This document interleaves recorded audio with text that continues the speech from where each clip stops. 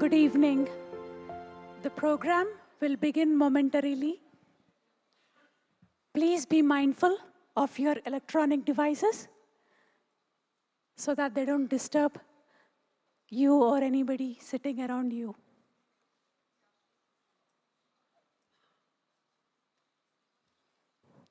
Those of us who are in the hallway, if we can get into the sanctuary, take our seats, get comfortable, that would be great.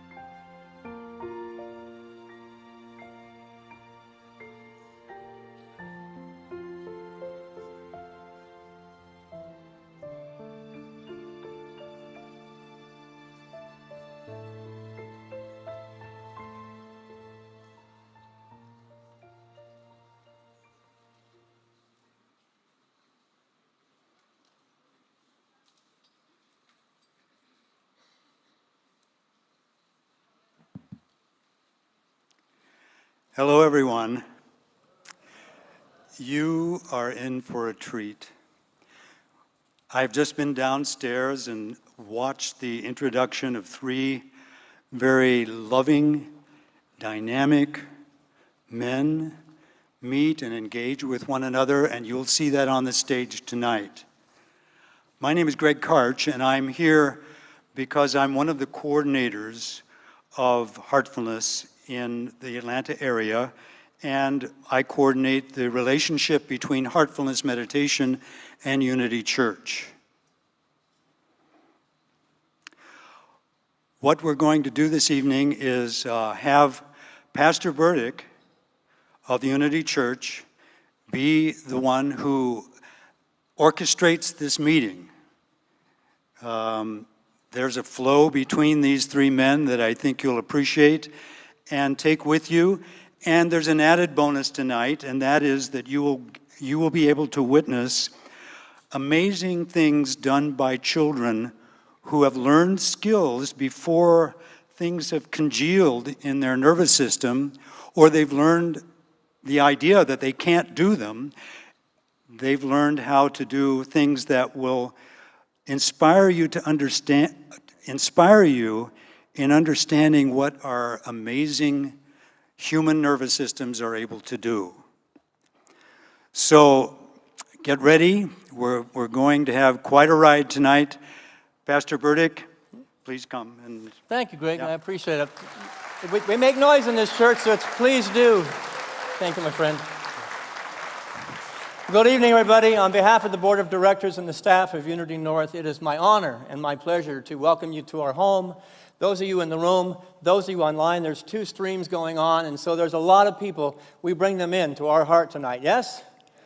Now, I have clear instructions from the camera crews. I have a tendency to wander when I speak, and they said, you got about that much room you want to wander. So I'm going to stay real close to center here. And they said also make sure you don't get too close to the edge of the stage, where I like to live, where I'm close to you. They said, we will cut your head off on the stream if you do that.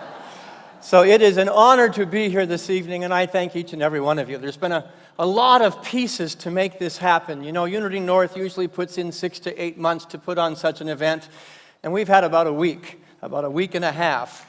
And it's...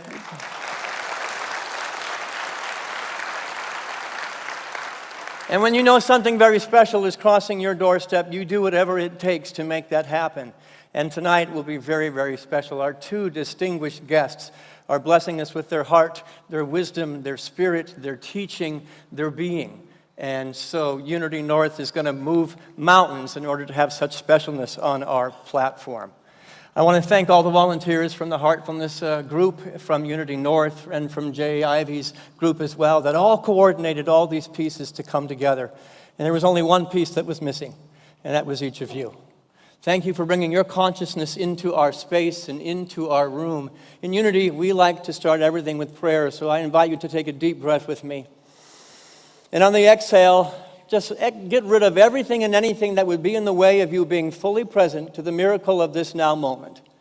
We allow ourselves to continue to breathe throughout the course of the evening, to be fully present to the miracle that you brought into the room, the miracle of the teaching, the miracle of the beautiful souls that we will see on this platform, and the miracle of the gathering that is here tonight.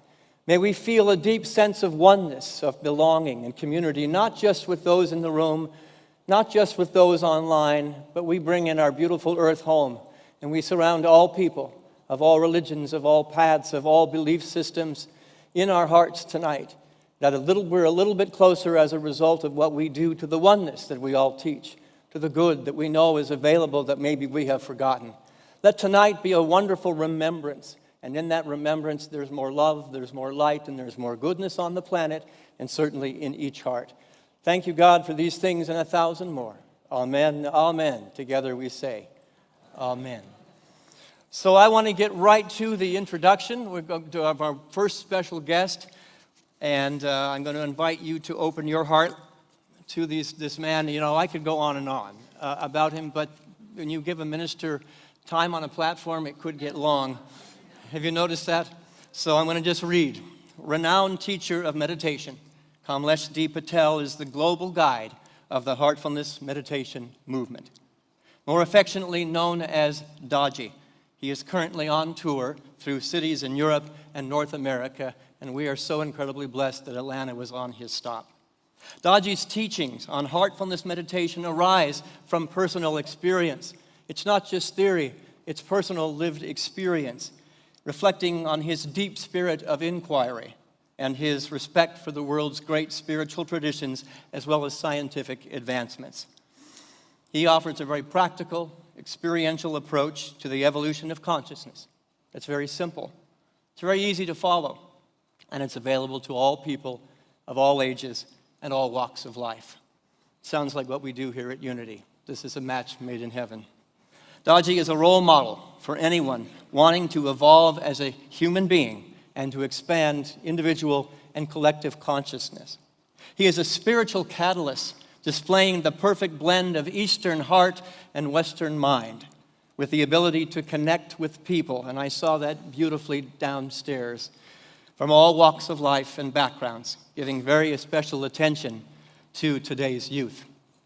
He has been championing simple approaches to bringing spiritual practice into everyday life. Here at Unity, we say that's rubber meets the road spirituality, practical application of deep spiritual insights. These ideas are presented in his books, Designing Destiny, Spiritual Anatomy, and The Heartfulness Way, all that are decorating my bookshelf.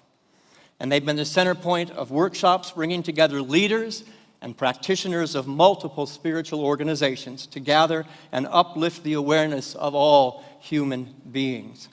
He has received numerous international awards for his work integrating spiritual truth and wellness with the human experience, as well as for his dedicated and passionate work for world peace and for unity.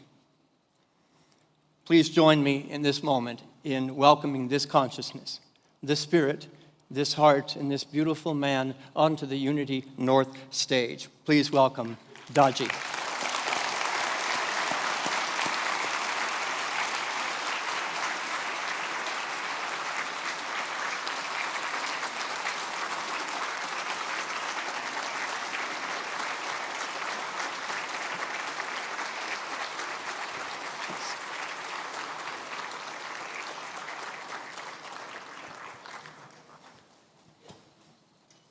And so before we turn the mic over to Daaji for a few moments, there is a video that absolutely introduces him far better than I. And so we're going to show that first video now. Welcome, my friend.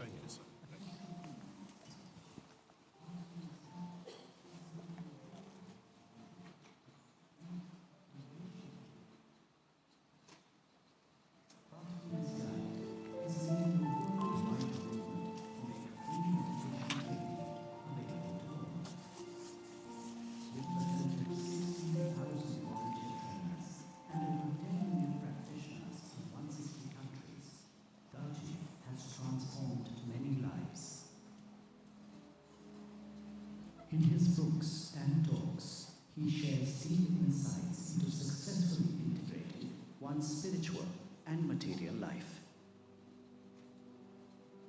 Daaji is also guiding volunteers to conduct research and innovation in the fields of ecology, agriculture, medicine, education, well-being, and the arts. Among the many initiatives he has pioneered are the creation of a model community and one of the world's largest meditation spaces at Kanha Shantivanam near Hyderabad, India. An initiative to plant 30 million native and endemic trees across India by the year 2025. A free app to provide meditation training with a trainer 24/7. Training for grassroots social workers in the best practices in the fields of agriculture, health, wellness, and education. Spreading awareness about yoga and Ayurveda and their health benefits. In recognition of his contribution to society, the Government of India awarded Daaji the Padma Bhushan, one of India's highest civilian honors. Daaji has also been a strong advocate for interfaith harmony and unity, and the coming together of all religions and spiritual traditions. Under his guidance in 2024, Heartfulness and the Ministry of Culture, Government of India, organized the Global Spirituality Mahotsav, bringing together over 500 spiritual leaders and over 100,000 participants from across the globe.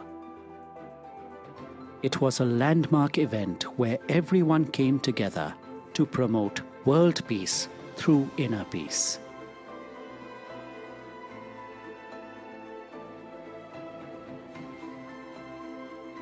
Under Daaji's guidance, Heartfulness is collaborating with the local governments in 36 forestation projects across 8 states in India, covering 10,000 acres of degraded land.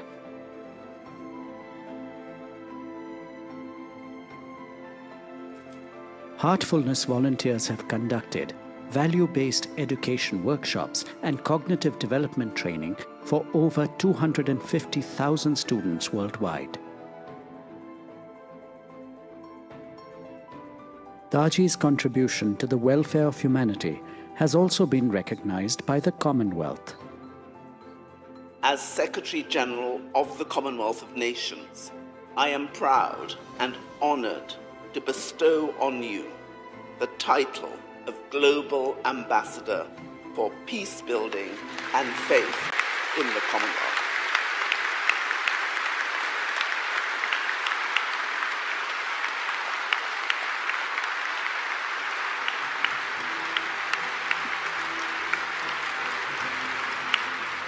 भाई कमलेश जी, जो हम सब पूज्यनीय दाजी के रूप में ही जानते हैं, जो काम मानवता के लिए किया है वो वाकई अद्भुत है।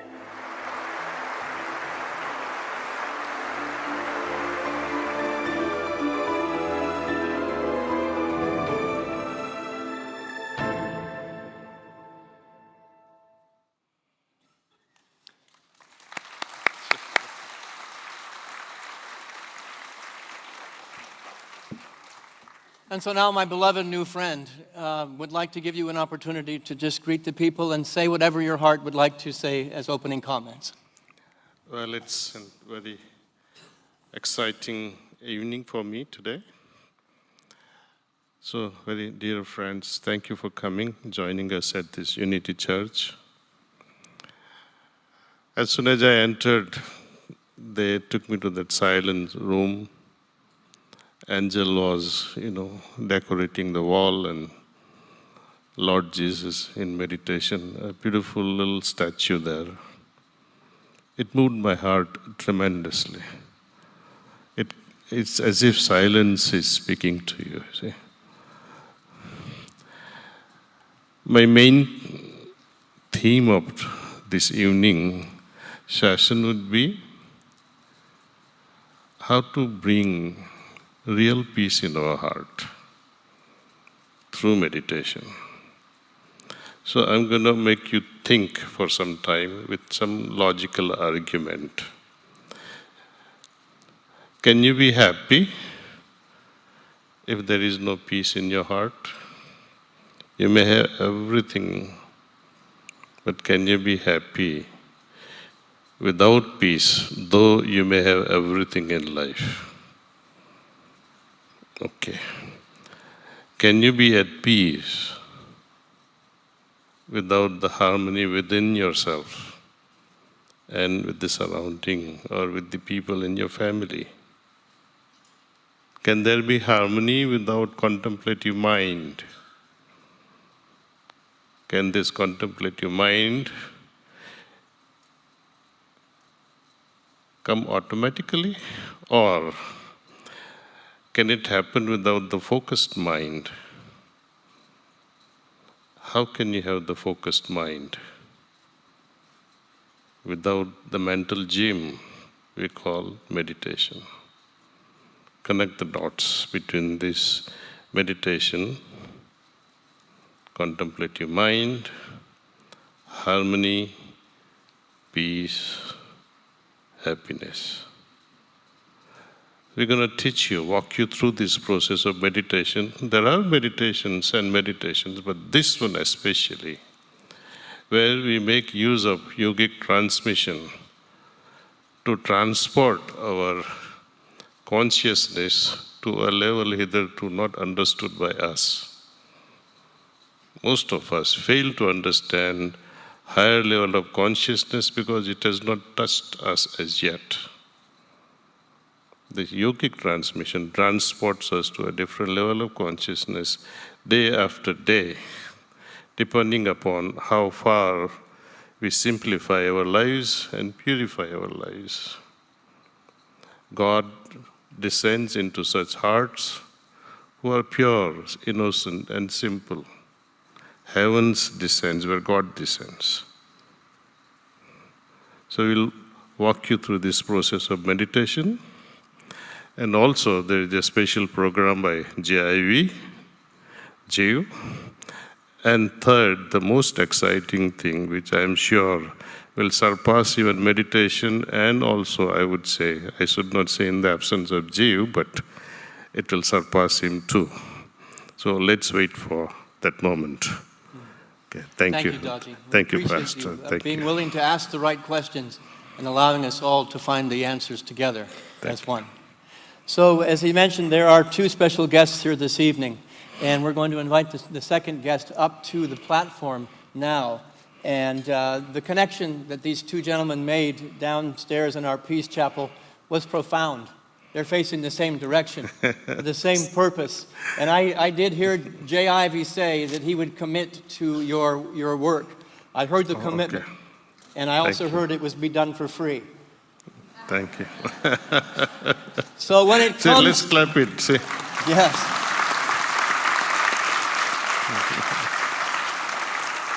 Somewhere his agent is running around saying, "What did you say?" When it comes to the art of hip-hop poetry, Jay Ivey is the first of his kind. He is a pioneer. He is a trendsetter, and one who has knocked down the doors of the word impossible to build pathways of possible. He has taken the art of poetry directly to the mainstream music world and to television arenas. Jay Ivey is a spoken word artist, a songwriter, an author, and a 3-time Grammy Award-winning artist who has worked with the likes, and here's the list, the likes of Kanye West, Jay-Z, Deepak Chopra, Steve Harvey, Michael Jordan, John Legend, Prince, Beyonce, Jim Carrey, Dave Chappelle, and you may recognize the name Oprah. And the list is quite extensive. It goes on and on and on. Tonight, we add Daaji to the list of people who Jay Ivey is working with. In addition to his 3 Grammys, Jay Ivey has also received numerous other awards, including a Clio, a Telly, a Peabody, and special recognitions from the NAACP. He's partnered with ESPN, Coca-Cola, McDonald's, HBO, Nike, Walmart, ABC, FedEx, the White House, and now we can say Unity North Atlanta Church. And heartfulness. And heartfulness. I saved the best for last. Most of all, Jay Ivey is an innovator. He is a dream builder. He is a groundbreaker who is working to make this world a better place. This is a perfect match for the two of you to be on the stage here at Unity North. He's raising consciousness, just as heartfulness is, an opportunity for young people that are coming up behind him.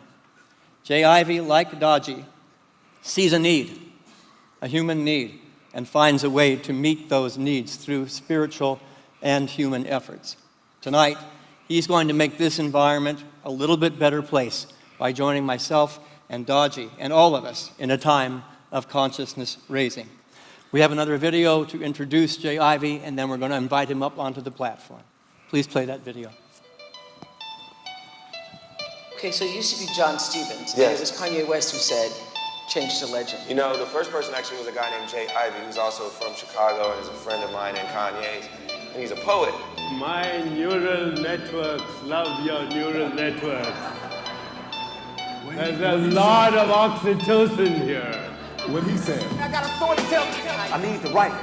Trying to get you off my mind, but I can't get you off of my face. I would never, ever let you down. Got Jay Ivy come in and bless the track with some spoken word. Cool. It's a song with me and Jay-Z on it. Loved and hated, he charged back in for his crown. His journey was profound, it was sound. The world had never seen something quite like this. Somebody got to hear my story. Voices speak out, timelines are affected, legacies are born as they juggle the puzzle. They break words down and put them back together, letter by letter. They're more than great spellers, they're storytellers. That, my friend, is imagination.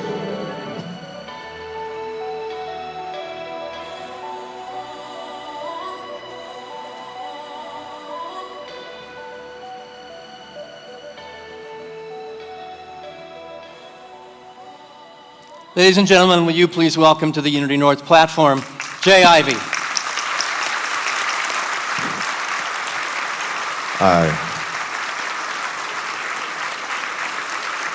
I jumped in with a grin. Thank y'all.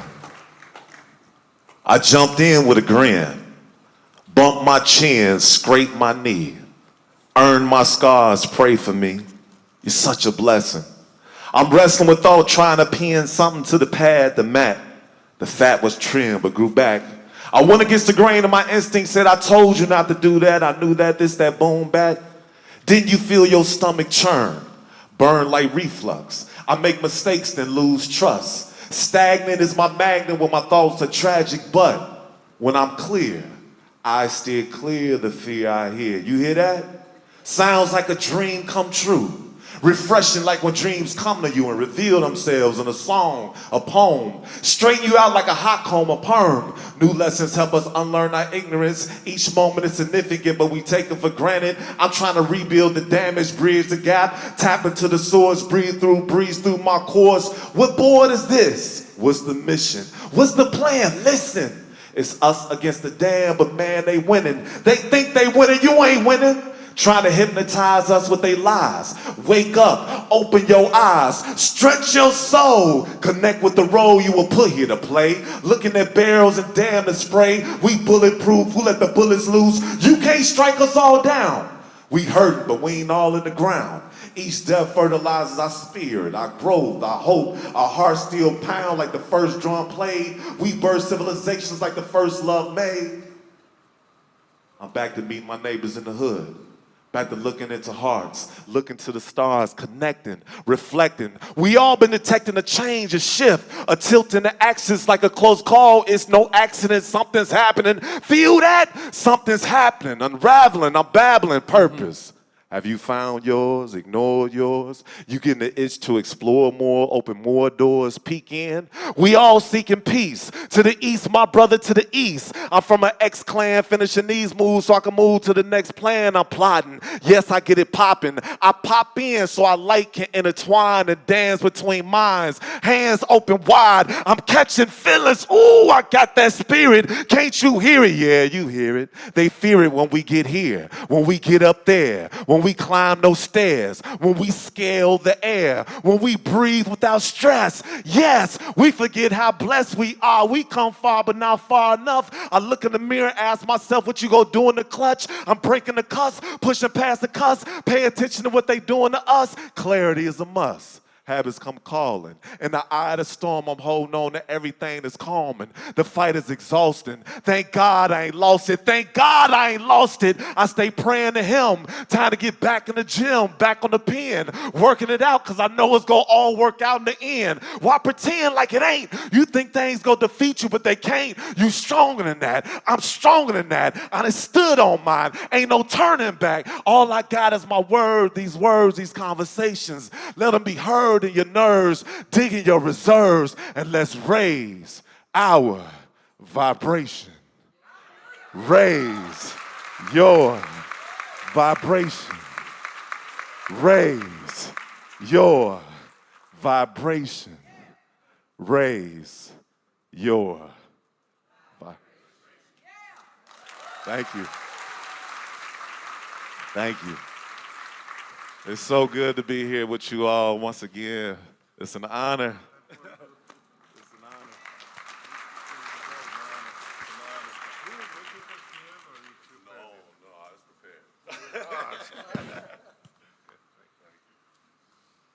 You mind if I tell you all a few stories? So I'm from Chicago. Chicago in the building? Oh, we here. Hey, what's up, y'all? Hey, go Bears. Go Falcons, too. Go Falcons. I come in peace. So I would love to tell you this story. It's called Fire. It's called Fire. You mind if we put some little music on?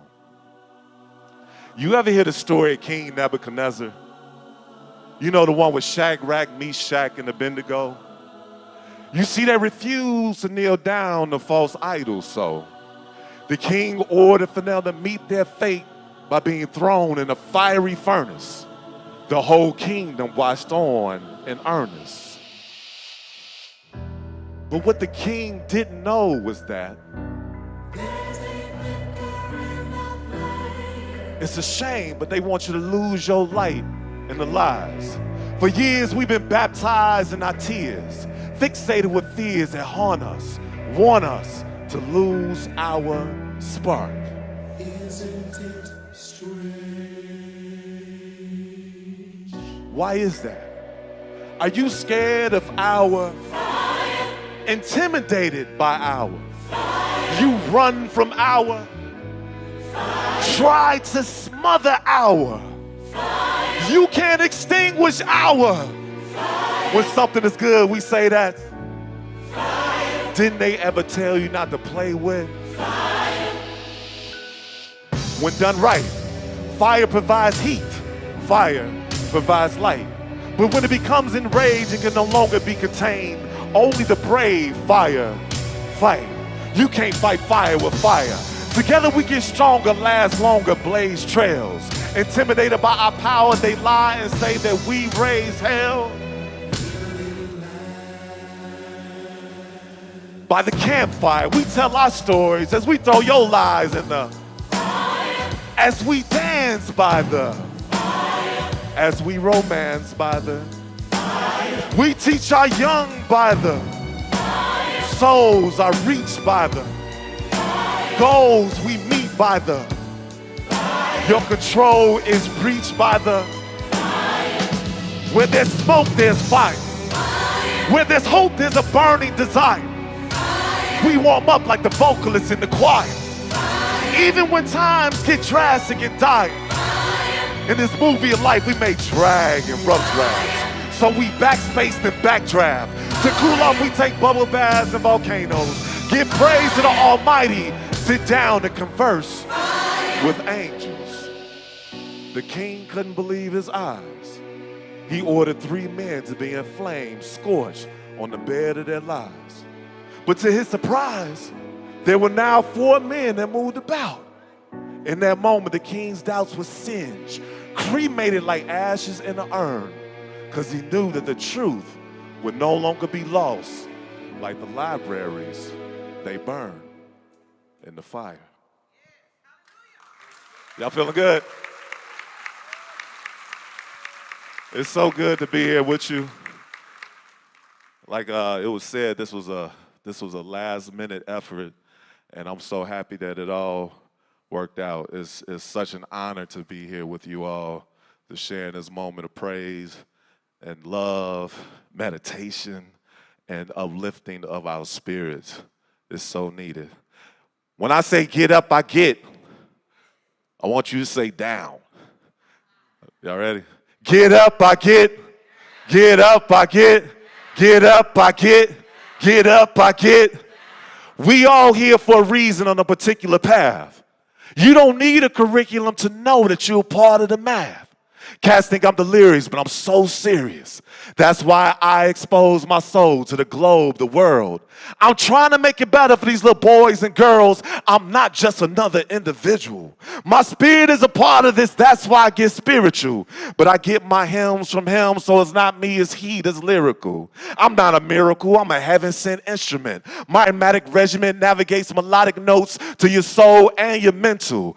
That's why I'm instrumental. Vibrations is what I'm into. Yeah, I need my loot by my rent day. But that ain't what gives me the heart of Kunta Kinte. I'm trying to give us free like Sinke. I can't stop. That's why I'm hot. Determination, dedication, motivation. I'm talking to you, my many inspirations, where I say I can't let you or self down. If I'm on the highest cliff, on the highest rift, and you slipped off the side and clenched onto your life in my grip, I would never, ever let you down. And when these words are found, let it be known that God's penmanship has been signed with a language called love. That's why my breath is felt by the deaf, and why my words are heard and confined to the ears of the blind. I too dream in color and in rhyme. So I guess I'm one of a kind in a full house, because whenever I open my heart, my soul, or my mouth, whenever we open our hearts, our souls, or our mouths, a touch of God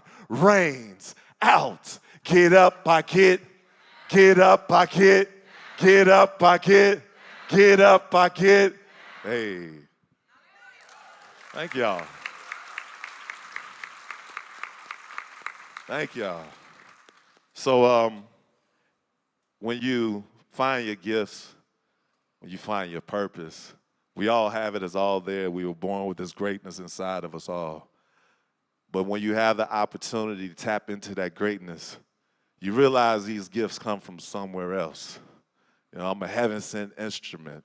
The things I write, I know I did not write them alone. And I'm very grateful that God has blessed me with a gift that's taken me all over the world and introduced me to all kind of amazing people from Chicago and beyond. And what I realize is that our spirits, they vibrate so high that it's impossible for us to be of this world. We are not of this world.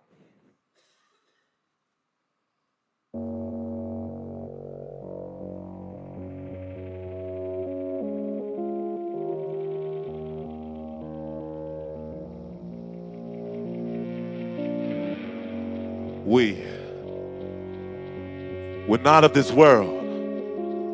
No,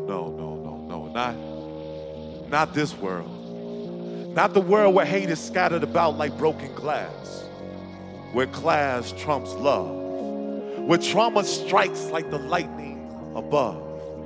We're not of this world, where hunger hangs in the rafters like championship banners, where manners and morals are manipulated by temptation and money, perks, privilege, and power, where judgment towers from those who rest in ivory towers.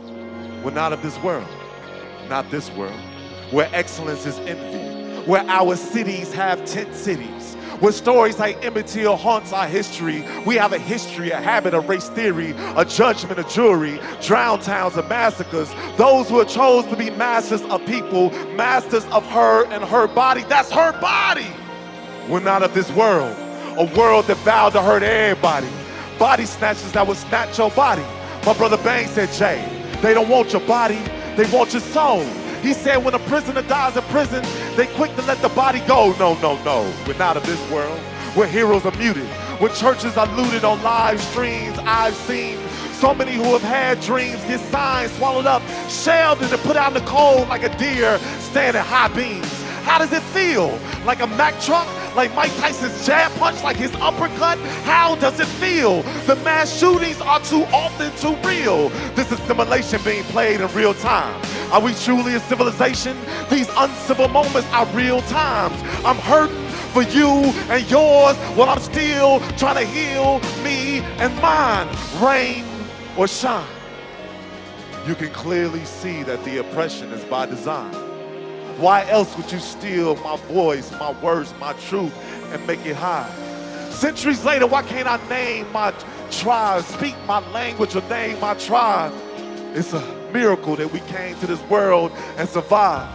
A time when you can see people of color tortured and murdered on IG Live. A ring I've seen the torture of a million lives. No, we're not in this world. A world that's blanketed by bullies, that's policed by bullies that'll bring your bail, bring you. It's easy to tell because we're governed by greed. We're killed by ignorance and ungodliness. of sickness and illness. Here the food is cancerous. Mothers fear their children because they're ruled by the dangerous. No, we're not of this world. A world where nightmares dream of better days, where a doctor will see a black woman kicking and screaming and tell her she can tolerate the pain. No, we're not of this world. We're from a land of oat milk and honey, where the demise of another isn't entertaining nor is it funny. We're not of this world. We're from the heavens. Our souls are the evidence. We're from a world of abundance where everyone is treated with reverence, where everyone is beautiful and inviting. The spirit I speak of is guiding this writing. No, we're not of this world. But when you look to the sky, know that we are the light that you see in the silence. We're not of this world. No, not this world.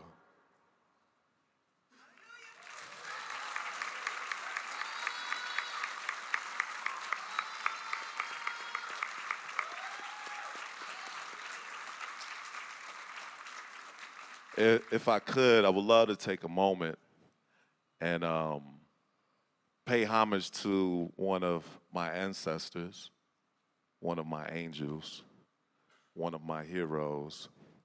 What I've learned through writing and exercising your gift, I found that there's a lot of healing in that process. The things, the feelings, the emotions that I've wrestled with internally, I'm able to get it out on the page and make room and space for healing. What I've learned is, if you don't deal with your emotions, one day your emotions will deal with you. So I went through a season of pain, a season of depression, a season of grief, because my father, who I love and adore, who was my first hero, he had a hard life. He had a hard life. And due to some of the things that he went through in his life, at some point in my life and my family's life, he wasn't there. My folks got divorced, and I didn't see or hear from my father for 10 years. And we reconnected. After 10 years, we reconnected. But a year and a half after we reconnected, he passed away.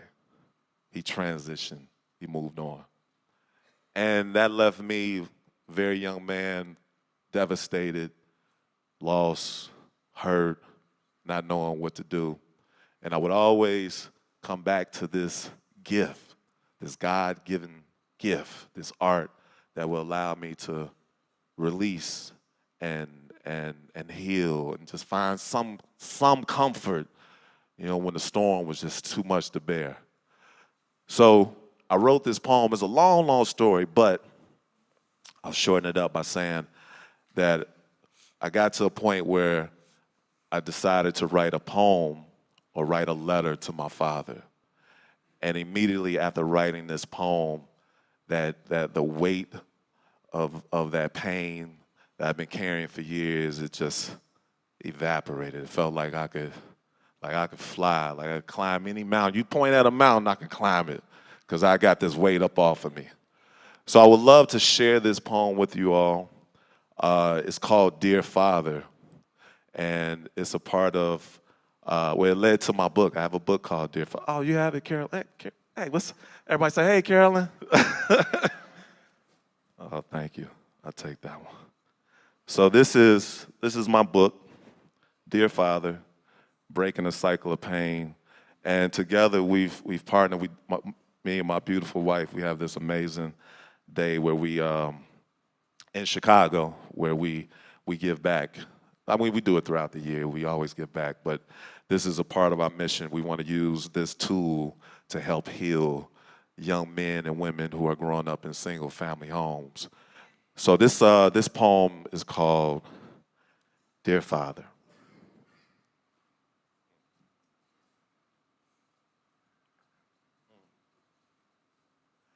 I wish you could have seen me do my thing.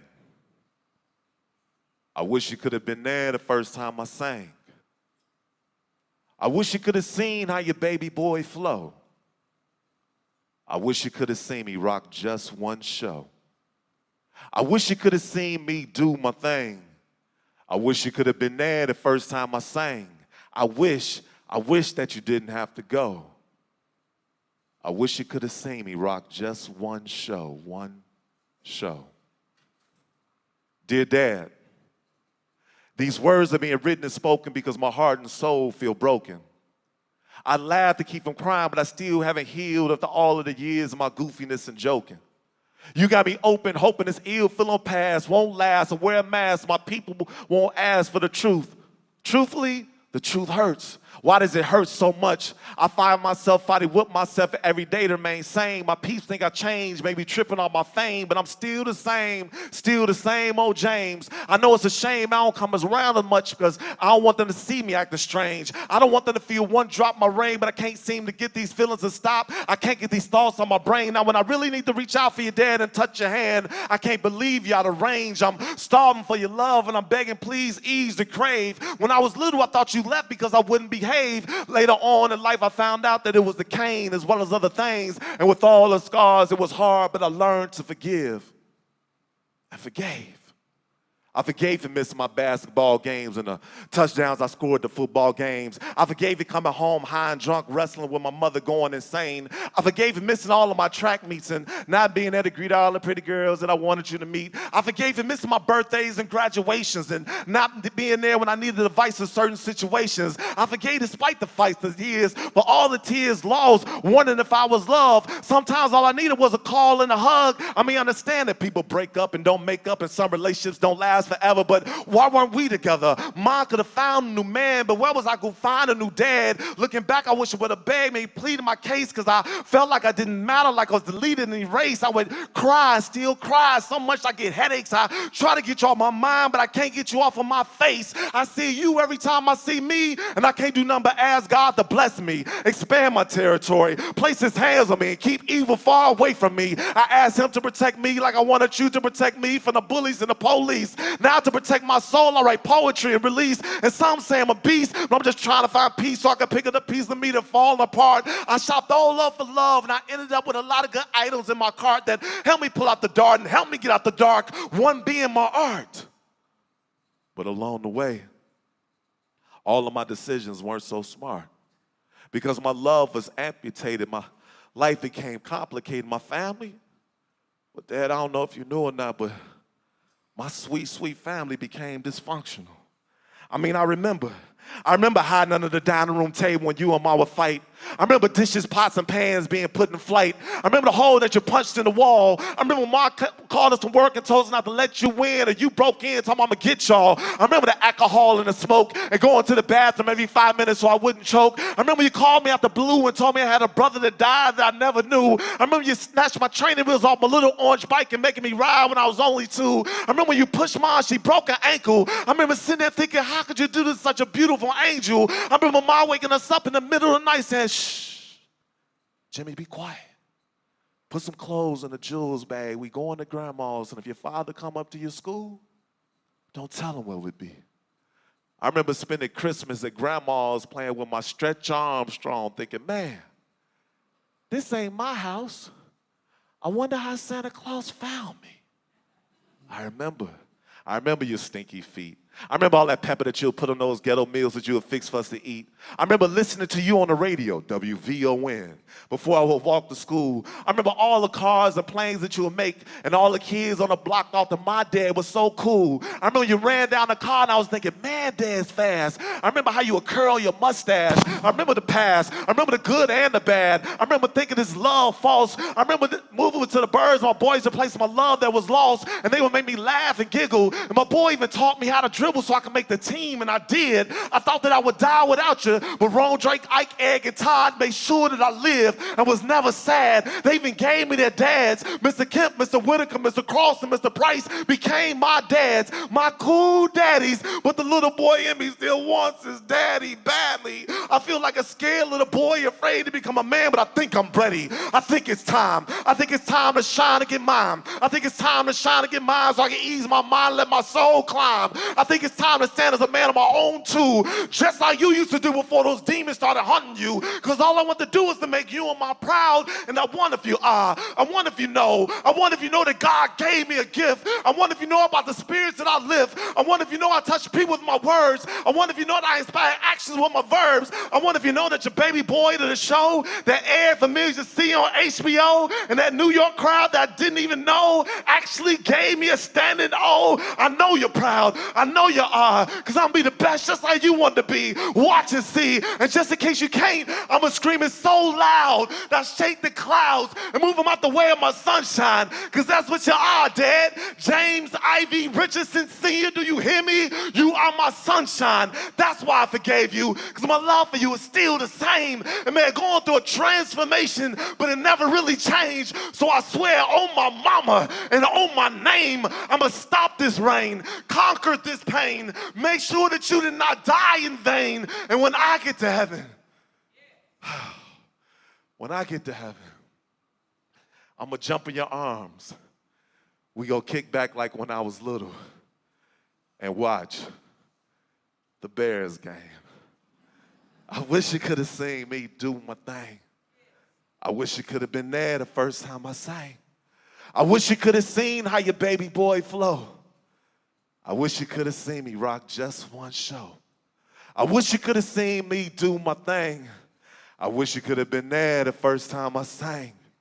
I wish that you didn't have to go.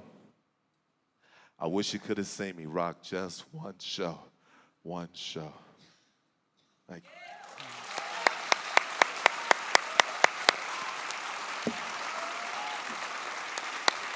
Thank you.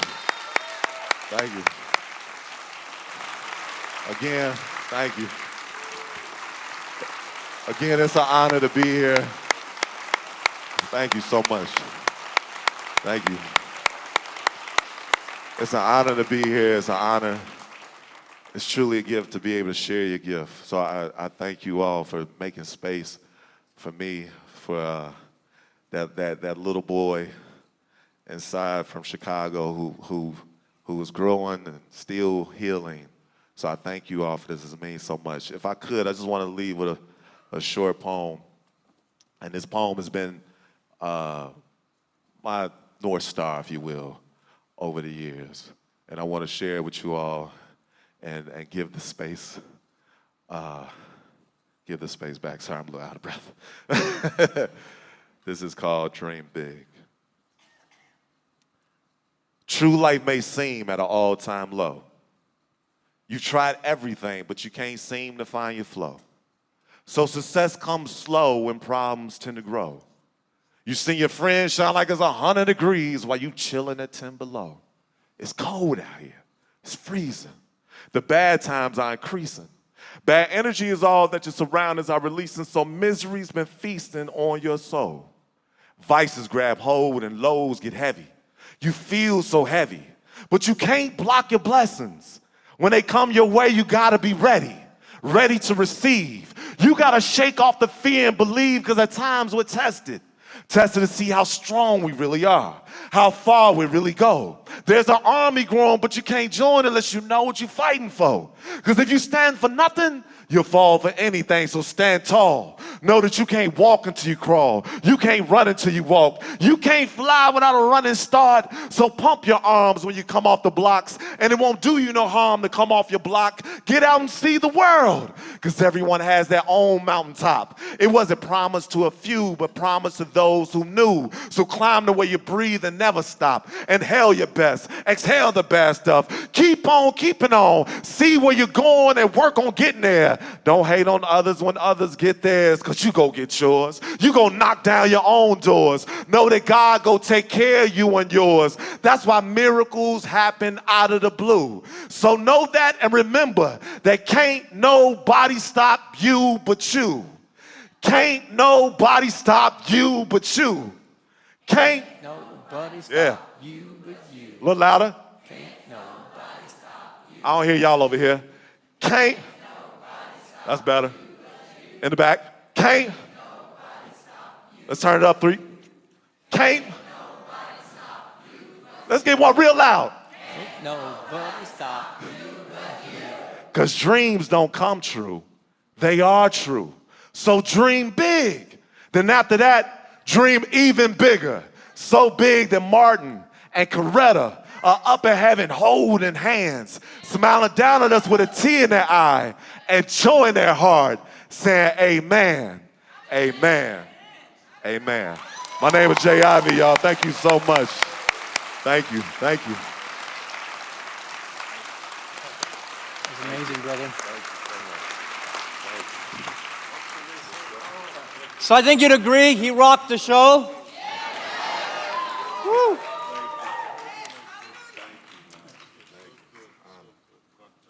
Please have a seat. Jay, you rocked the show. You're not of this world, and thank God you're not.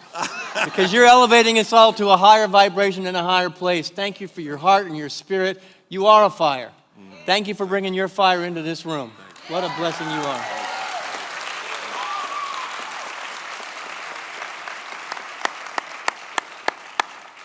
And so speaking of fire, there's a program that Daaji wanted to introduce to you tonight, and we got a sneak preview, the three of us downstairs, and there's fire happening on the planet, and it's coming through young minds who are learning things. And I asked, could I learn this skill as well? And he said, no, I'm too old.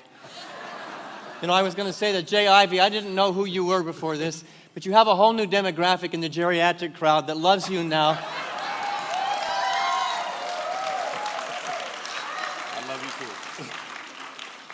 But this beautiful program, please be seated, gentlemen.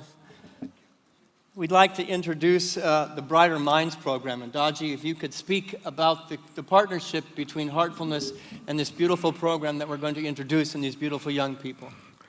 This Brighter Mind program is to develop cognitive, intuitive, and intellectual enhancement within the children between the age of 5 and 15. It's possible to give them this training only between this age period. After that, it becomes almost impossible. What you're going to see, I think, unbelievable. And there is no magic. And those who have children and grandchildren in this age gap, you can contact our Honorable Reverend Pastor here. We will organize in such a way that your children, your grandchildren can be trained to develop this intuitive and cognitive faculty that can help them throughout the life. Okay. Thank you. So without any further ado, we request those children so that they can demonstrate it to you. You can directly ask them questions. They'll be sitting outside as well afterward. Please welcome the young people from Brighter Minds. Thank you.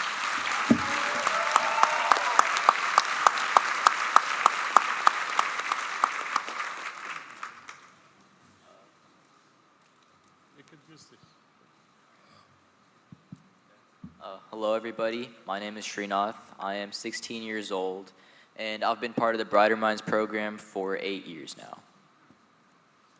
Hello everybody, my name is Lakshman Sahaj. I'm 17 years old and I've been doing Brighter Minds for 6 years. So as Daaji said, the Brighter Minds program is a program for kids age 5 to 15 for them to develop their cognitive function, intuitive abilities, sensory perception, observation skill, and it just increases their overall degree of awareness.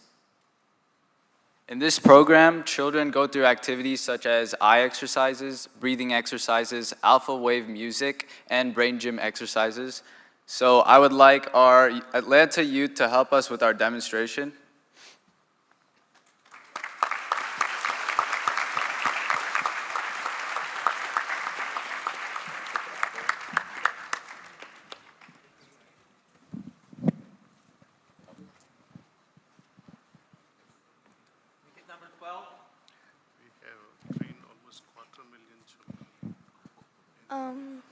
Hi.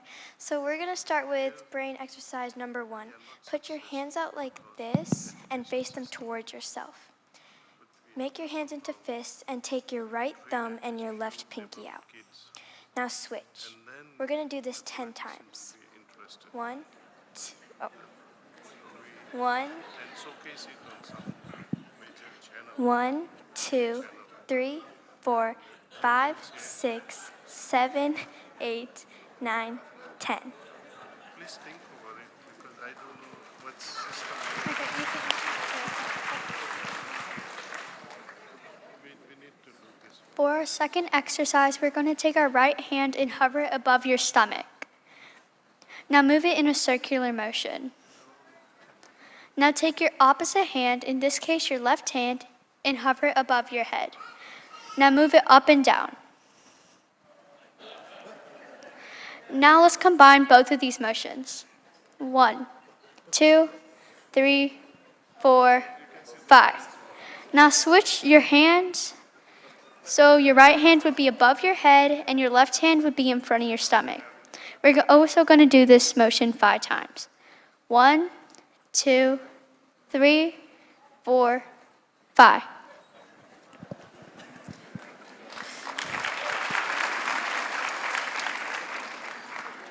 For our next activity, we're going to take both of our hands, take your index finger and your middle finger, your index finger and your pinky finger. You're going to switch, then switch again. We're going to do this 10 times. 1, 2, 3, 4, 5, 6, 7, 8, 9, 10.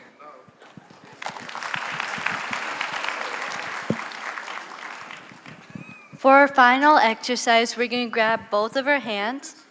Now we're going to place our right hand on our nose and our left hand on our right ear.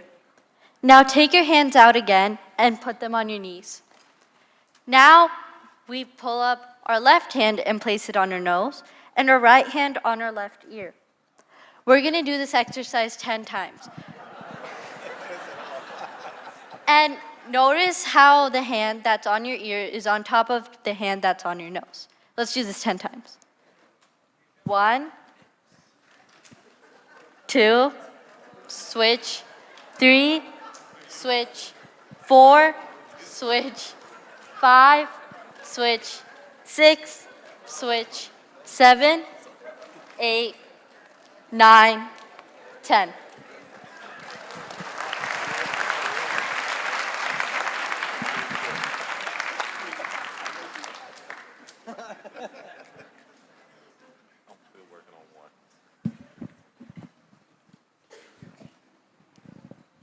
Can we have another round of applause for...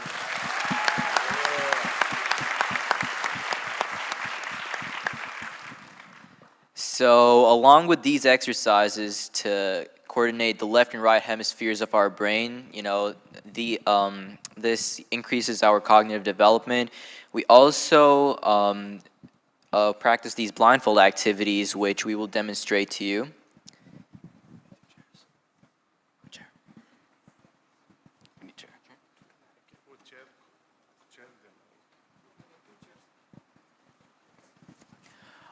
Could I have one volunteer from the audience help us with our demonstration? You. All right, take out a blindfold.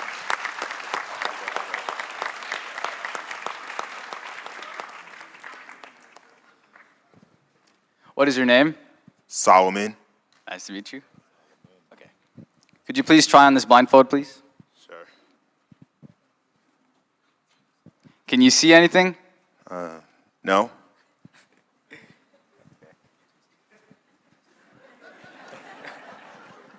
Okay, hold out your hand, please. Can you tell me what color this ball is? Just take a guess. Orange. Close, but it was green. Thank you for your help. That's it? Yeah, that's it. Thank you, man. Wait.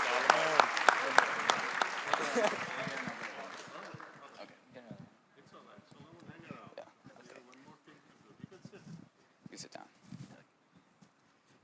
So in this bag are an assortment of colored balls. Could you please grab any one of those balls and put it in his hand?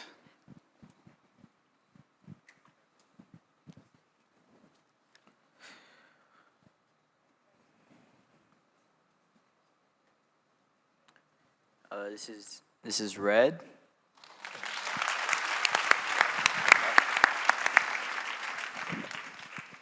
You can do one more.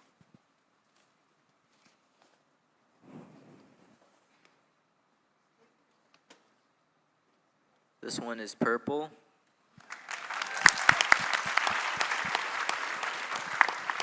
Now next we have something special. How many of you can solve a Rubik's Cube? Raise your hand. Could you please shuffle this Rubik's Cube?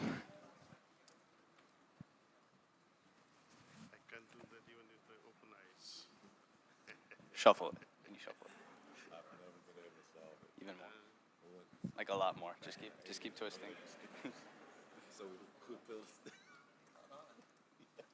What were they doing? Like even more on other sides.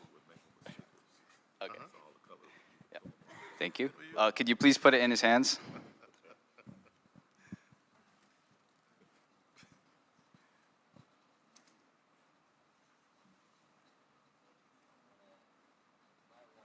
Yeah, let's reshuffle that.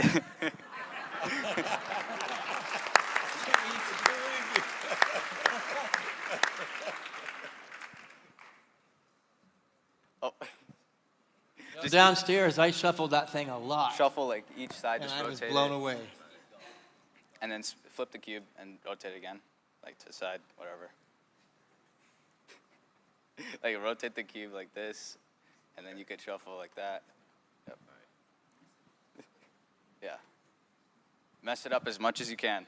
All right. Try not to solve it again. Oh, sure.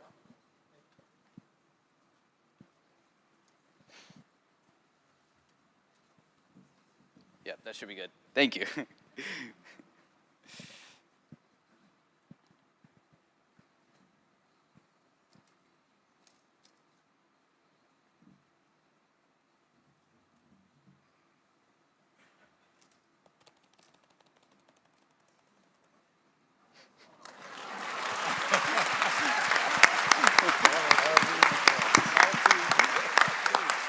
Yeah, he was smiling as soon as he picked it up.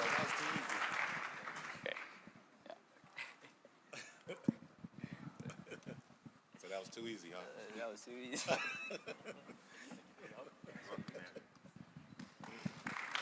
Solomon.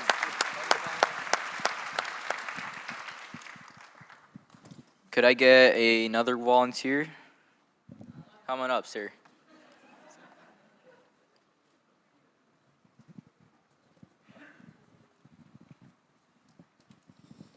Hey, Randy. What is your name? My name is Randy. Randy. Round of applause. You have a marker in here? First.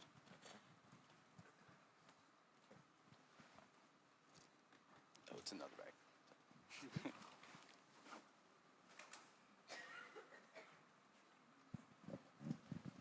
So now he's going to be identifying the color of the ball, but this time he's not going to be touching it. Okay, you can pick up any ball. You want to hold it out in front of him? Okay. Oh. Blue.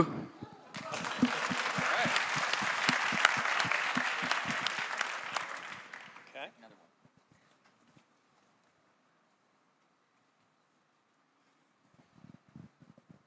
Orange.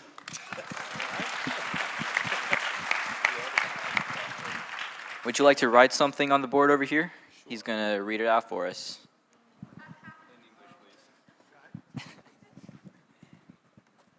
Is it a word, a phrase, Anything. a sentence? Just in English.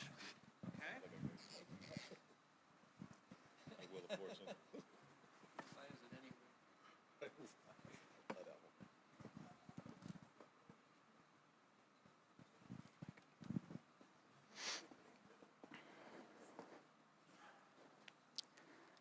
The dog combat the tree. Yeah. It's close. Very close.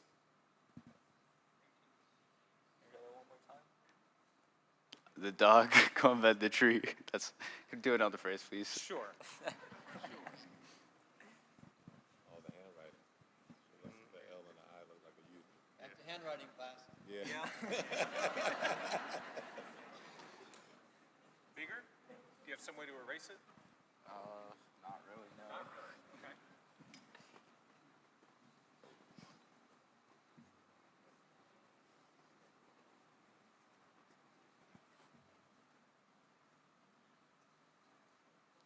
Oh, climbed. The dog climbed the tree. Got it.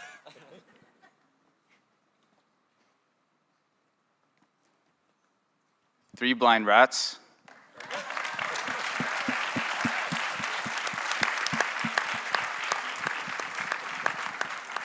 All right, thank you for your help. Thank you.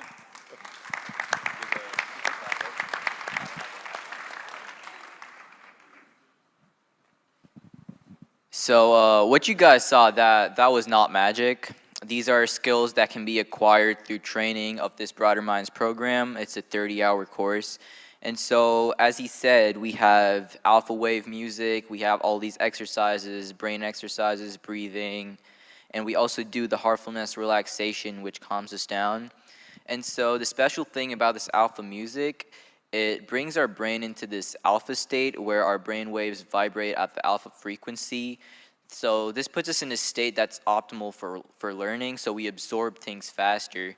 So with the help of this music, after we listen to this music, we practice these blindfold activities to, blindfold ourselves so our eyes don't receive any light, so they don't send any information to our brain, which makes us use and develop our other senses to perceive the things that we did, to perceive color or read, as he did. Thank you.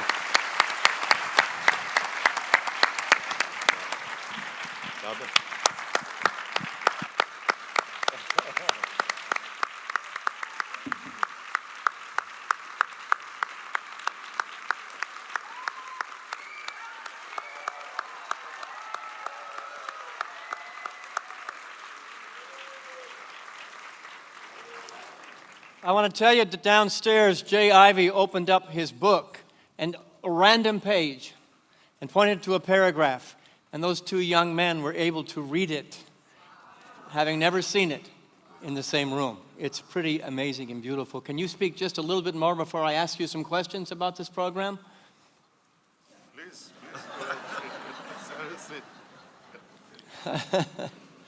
By the way, you've all passed your sobriety test. You can go home this evening. Yeah. So it is an honor to be able to share the stage with 2 people that are changing the planet, changing the world. And Daaji, I'll let you answer these questions first. He told me to surprise him, so he doesn't know what's coming at him. I have 47 questions, but we don't want to stay here till tomorrow morning. Both of you tap into higher spiritual powers, and you publicly have a relationship with that higher power, by whatever name you choose to give it. Can you share a little bit about the importance and the sacredness of your relationship with the higher power, that which transcends the earthly existence?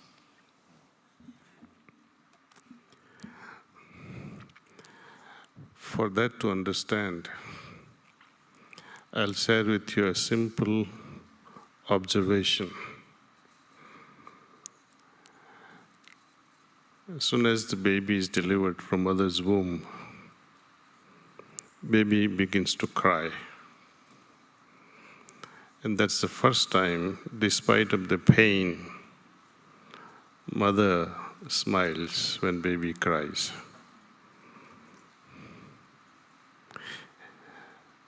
That's a sign that Jiva has come.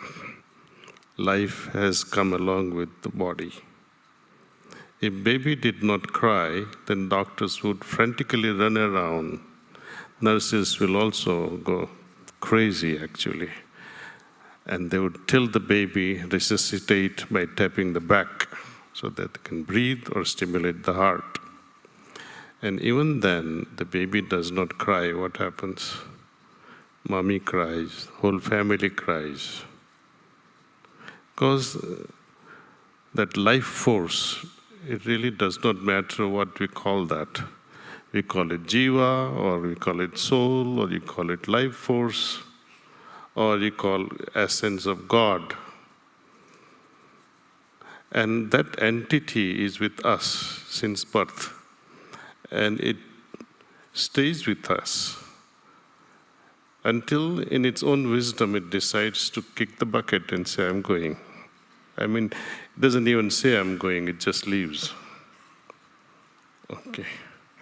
See how important that entity is. Without that entity, would we have enjoyed JV's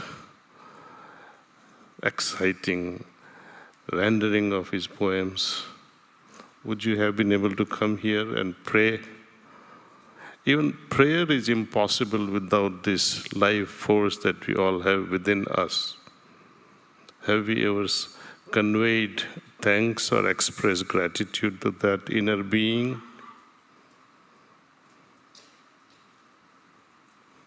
And when have we been searching for that life force or that sacred entity that keeps us giving, this juice we call life?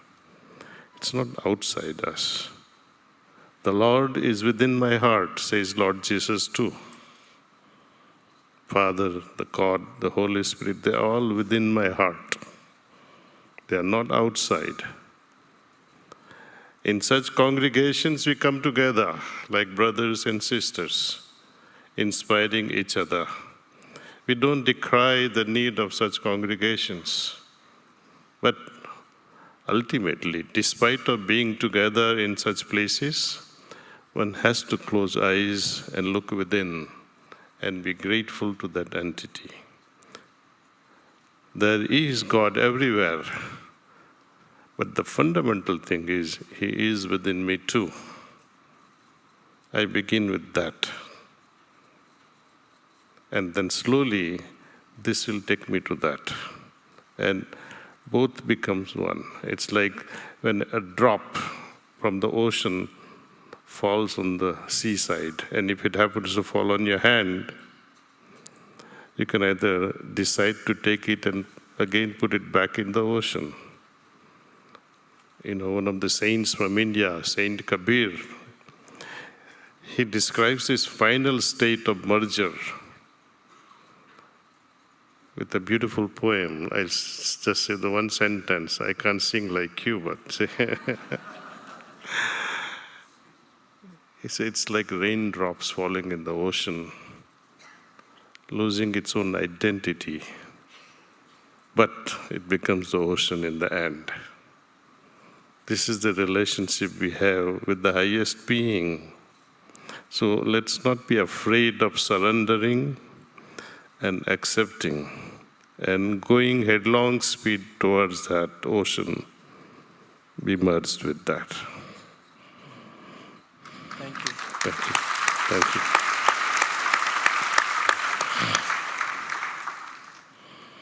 It's beautiful.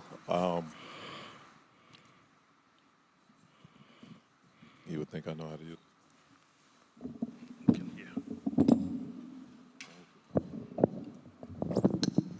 You would think I know how to use a microphone by now. That was beautiful.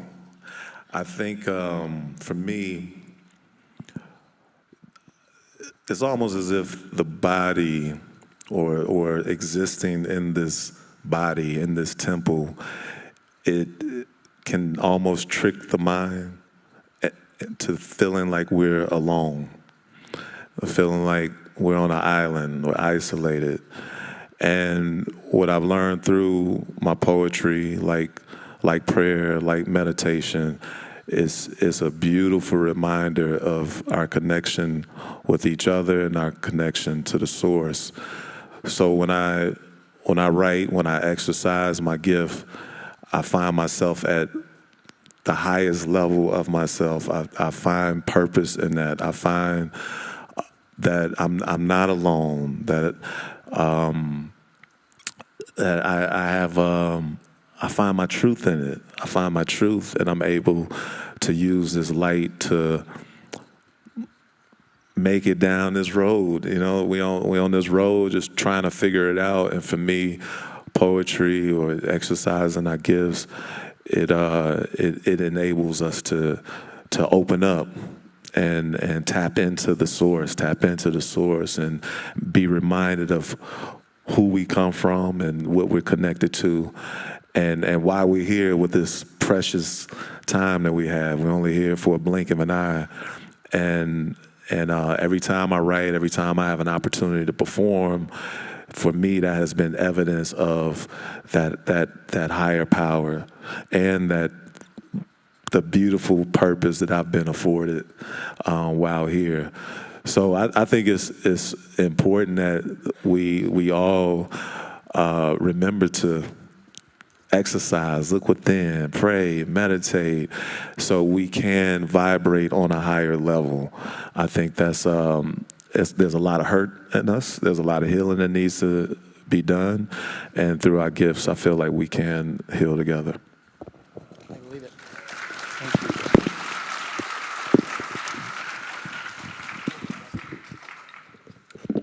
One of the things that we teach here at Unity is that life is consciousness. That's all it is, that God is consciousness. And so the expansion of consciousness, both collectively and individually, is central to the work that you're bringing to the planet. I would, especially with young people, consciousness of young people who will change the planet. Young people whose dreams and visions have been empowered by your work. Can you share a little bit about the consciousness shift that's happening on the planet, in particular through the young people? First, we have to understand what consciousness is all about. To my understanding, consciousness meaning degree of awareness. By that, it also means our degree of unawareness.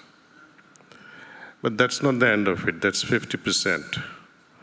Moment you become aware that so-and-so is hungry, your consciousness has become aware. If it is already sensitized with empathy, compassion, you might feel something in your heart, but the next job is still awaiting. Feed that person. So consciousness is useless until the next form of action is already in your mind with your intentions. Okay. Consciousness or the ability to perceive something are generally affected by three things: thinking, intellect, and ego. How does thinking affect? For example,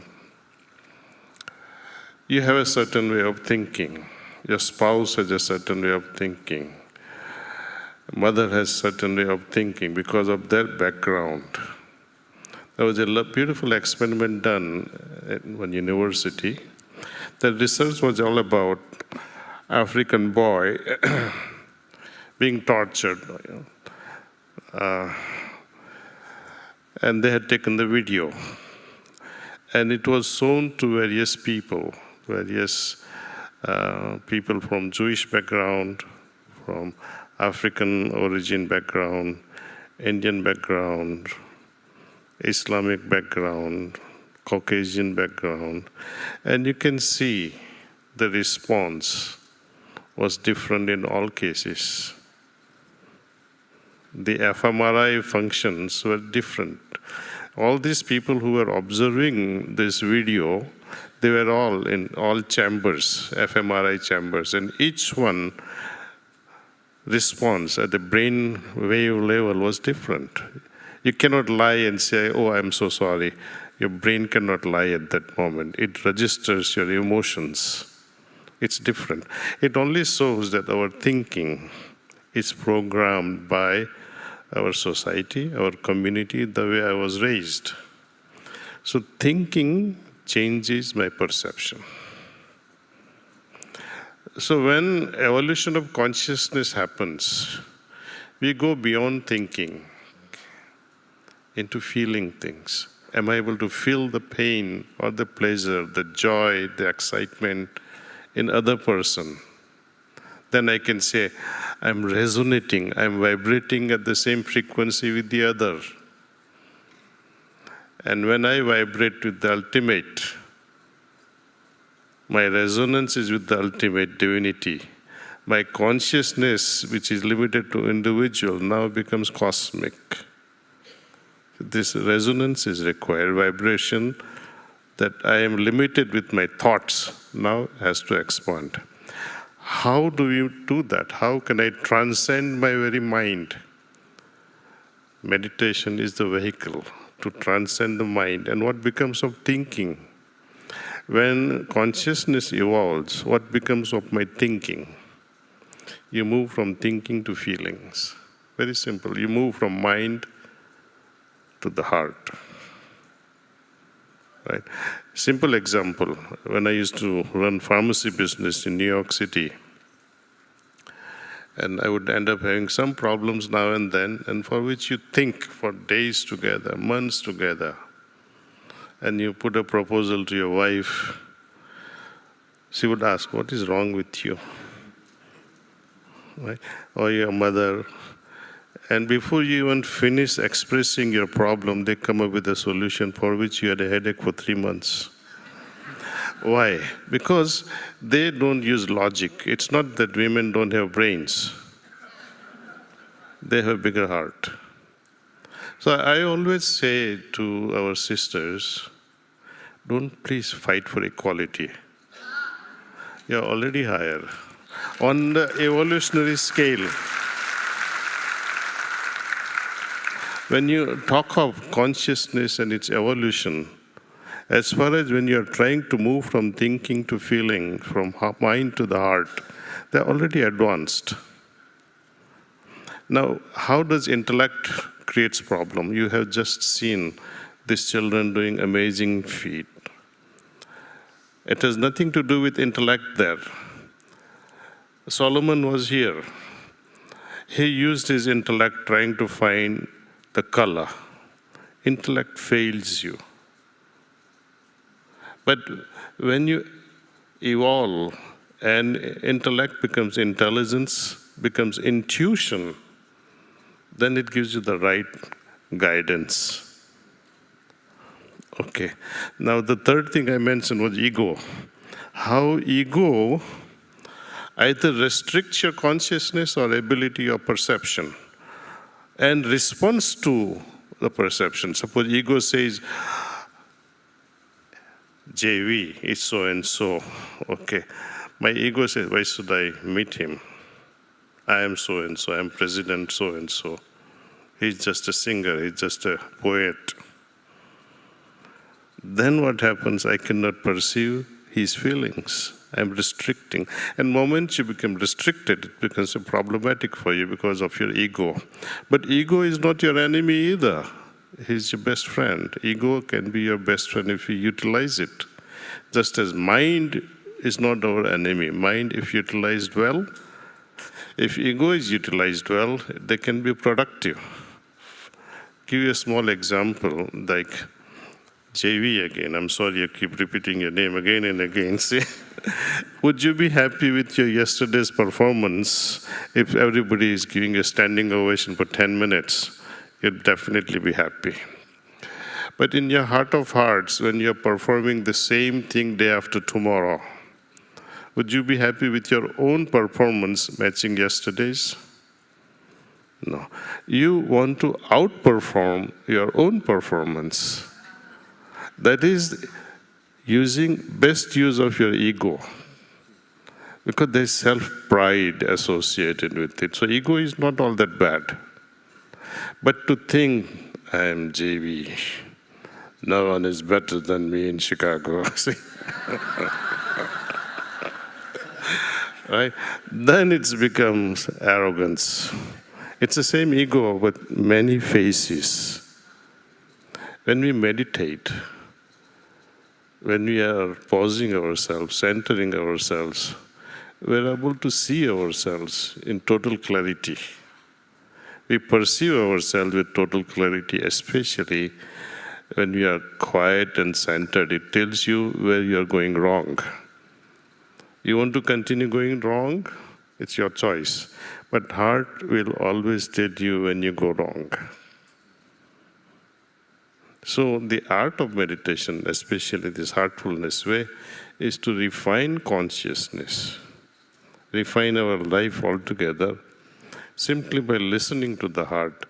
Only one requirement. You got to have courage to listen to your heart and follow the heart's dictum. You can't put a stone on your heart and say, oh, she's gorgeous and I would like to fall in love with her and marry her. Heart says, no, no, no, don't do that. But you are still so much enamored by her looks, she's going to finish you. I'm just giving you an example like that because we all go through that emotional responses time and again, and that makes you cry. So that's on evolution of consciousness. Thank you. Thank you. To piggyback off of that point, consciousness, to me, well, first, I feel that consciousness is almost the brain of the soul. And like you said, in order to tap into that, you have to remove the ego. I remember, in particular, writing Dear Father. Even before writing Dear Father, I was in a very dark space. It became very difficult to function and to just be at my best level. And I got very good at wearing a mask. You know, I still had to go out and be around people, so I would put this mask on and wear the smile and act like everything was all right. But when I would get home, the mask would come off, the depression would return. And I remember my mother calling me, like mothers do. Shout out to my mother, Lady P. But she called me and she said, what's wrong with you? She said, you haven't been talking to me. You haven't been talking to Tari. Tari was my girlfriend at the time. Well, we had broken up, but we got back together. We got married, so it worked out. But I was going through it. I was going through it. But my mother was like, you know, you haven't been talking to me. You haven't been talking to Tari. What's going on? And this was the first time me opening up to my mother about how I felt in regards to my father not being there anymore. And I think I was moving from the ego to the heart in that moment, but it was my mother who really pushed for that. And so I told her how I felt, and she heard my anger, she heard my pain, and she waited, she let me get it all out, and then she lit into me. And the first thing she said was, your father was a good man. Let him rest in peace. And for me, my mother had gone through the most with him. So if anyone had the right to speak negatively about him, it would have been her. And she was there to remind me, like, your father was a good man. Let him rest in peace. So moving from ego to heart, I was able to shift and say, yeah, he was a human being just like me. He had feelings just like me. He had trauma just like me. And I was able to see him for a human being instead of this, what I thought was supposed to be this superhero who couldn't be hurt by anything, but he was indeed hurt, and his hurt caused more hurt. And it was in that moment that of hearing my mother saying he's a good man, let him rest in peace, it just struck a chord inside. Like it just opened the heart. It opened up my heart. And after I got off the phone with her, I started to write this poem with tears on the page, tears flowing on the page. And in that moment, it really taught me the power of consciousness. It taught me the power of again, of expressing, of letting go, the power of forgiveness being a very important tool. And from that moment, I was able to hear my father. Like my father, he speaks to me, talks to me. My father here with me right now. and I really feel that I've been able to go on this journey. I've been able to unblock that channel, that flow, to the ancestors, to the angels, to God, because I was able to remove that pain, remove that hurt, remove that ego out of the way, and be vulnerable and find the power in that vulnerability, and then to have enough courage to share it with others. And every time I would share it, it would turn into a conversation, and those conversations would open up that consciousness even more and show me, oh, we are really connected. Like I thought this was my story, but this is our story. This is something we can all relate to. If you didn't go through that, you can still relate. So for me, consciousness is a beautiful guide to higher self. It's a beautiful guide to the source. Is what returns us to home. Yeah. Thank you.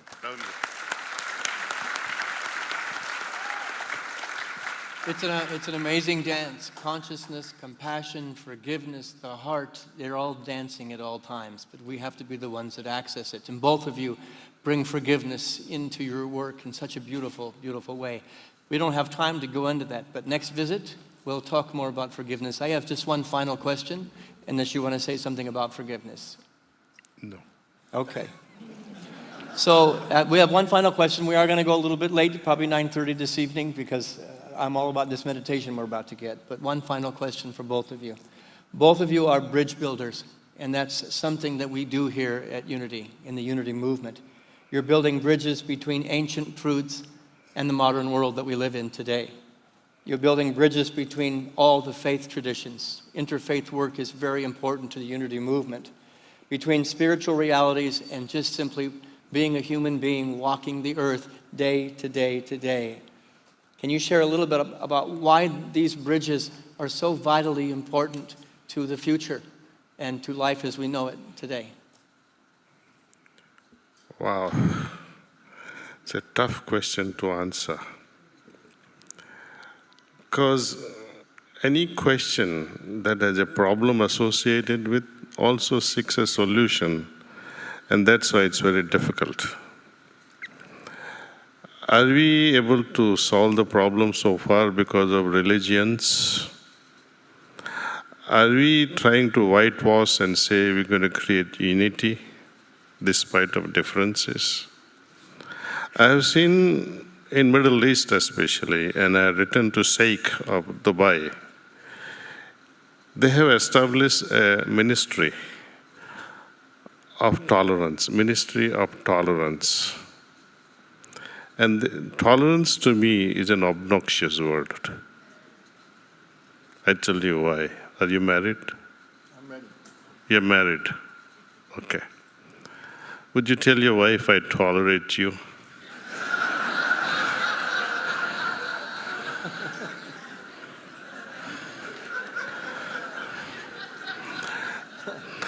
In unity, there has to be a level of acceptance, not tolerance. And this acceptance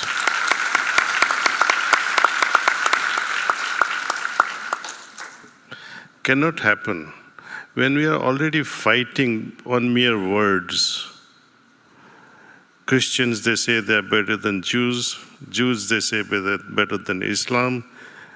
Islam says we are better than everyone. Hindus, they say we are the most pious people on this planet. It goes on and on. Where will there be unity? When will it be ever? It's not possible. All these religions, sorry to say, the death bell should ring sooner, because under the name of religion, so many people have died and murdered and killed. Religion, we have seen, history speaks volumes. They crucified even Lord Jesus. He had nothing to do with all these fightings and all that. He was just trying to bring a message of peace. Same thing happened to Mahavira, same thing happened to Lord Buddha. People of success are always haunted by politicians and other extremists. Is there a solution? I don't think so. You can dream of it all you want. Unless and until each individual heart changes, peace is not possible. You have to move on, transcend the religion. Religions are dogmatics. They have dogmas, they have belief systems. That separates us. When you talk of omnipresence of God in any religion, every religion says God is love. Have you experienced the love of God? If you have experienced, then you will not talk about it. It's futile to talk. You won't waste your time in talking about love. You will become love yourself. Isn't it? As we move on further, the idea of omnipresence or omnipotency of God or omniscience quality of God or compassionate nature of God, it is a superficial knowledge. The moment something happens to us, we begin to question, where the hell is this God? See, my family is under so much of trouble. My child got shot. Where is this God? So our faith is very superficial. Behind every knowledge, there has to be a backing of foundation of experience. Otherwise, your knowledge remains hollow. Actually, I trust more the atheists than the people who believe in God. I tell you why.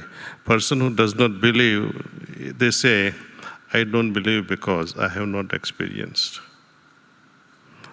I have asked my mother many times, you say God so many times. You want me to worship this God? And why do you believe in God, Mommy? She says, I don't know.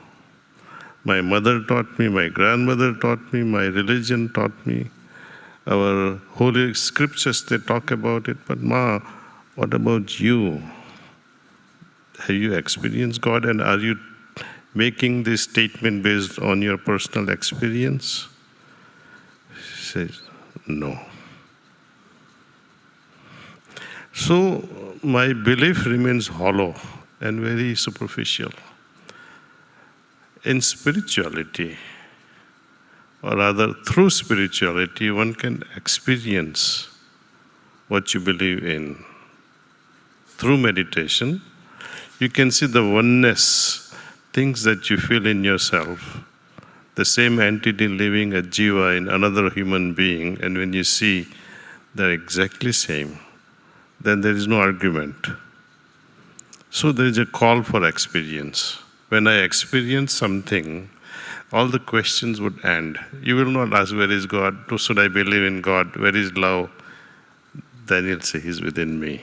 You see? Next step, experience, though it may be great, but let's see, me and you go for a vacation somewhere and we are entertained by a very wealthy person. For 3 months we are together, having great time. But both of us will be thinking, oh, we wish we were also billionaires. We were also as rich. So the rich hospitality may be great. But within me there is an urge, I wish I was also as rich. Divine experiences may be great. To become divine is another matter. So, belief is good. Experience is better. Experience is greater, but becoming is even better. So the whole journey has to go on and on and on improving, see? And having become divine, is there another dimension after that? And I would say definitely yes. The drop has still need to become the ocean. Thank you.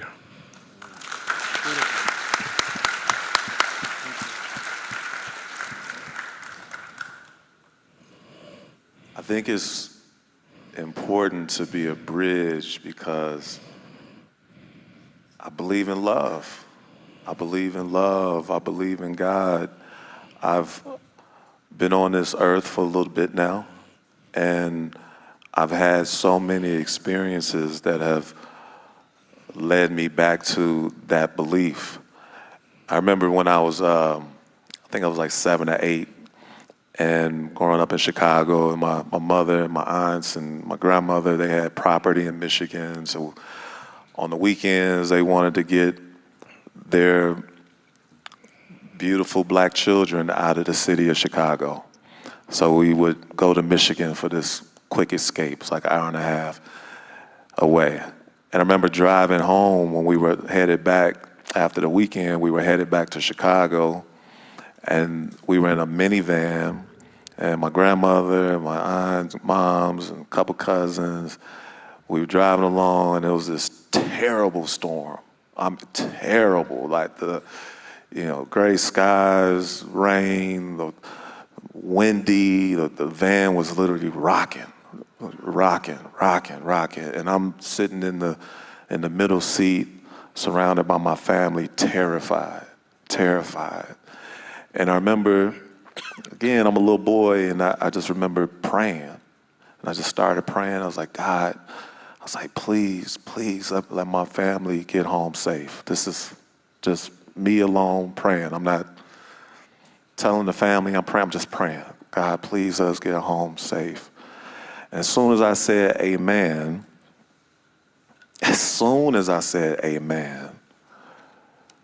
the rain stopped, the wind stopped blowing, the sun came out, and we safely made it home. And in that moment, being this kid and having this experience of this miracle, it was my first example of, man, God is real. There's a higher power.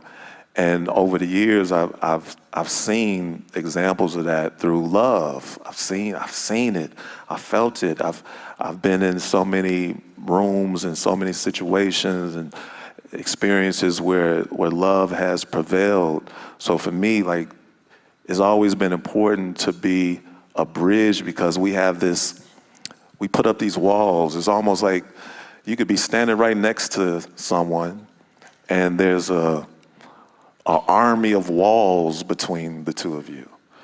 And through poetry, for me, poetry's been a vehicle that has carried this love, that has been able to break through these walls where someone who may not have spoken to me, someone who may have given me a look, someone may have had some prejudices against me. I am a black man living in America, so I've been through it all.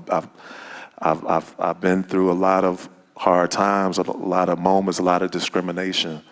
And the moments where I've had the opportunity to share my work, or it's not even share the work, maybe it's just have a conversation with someone, a conversation that they may not have been expecting to have.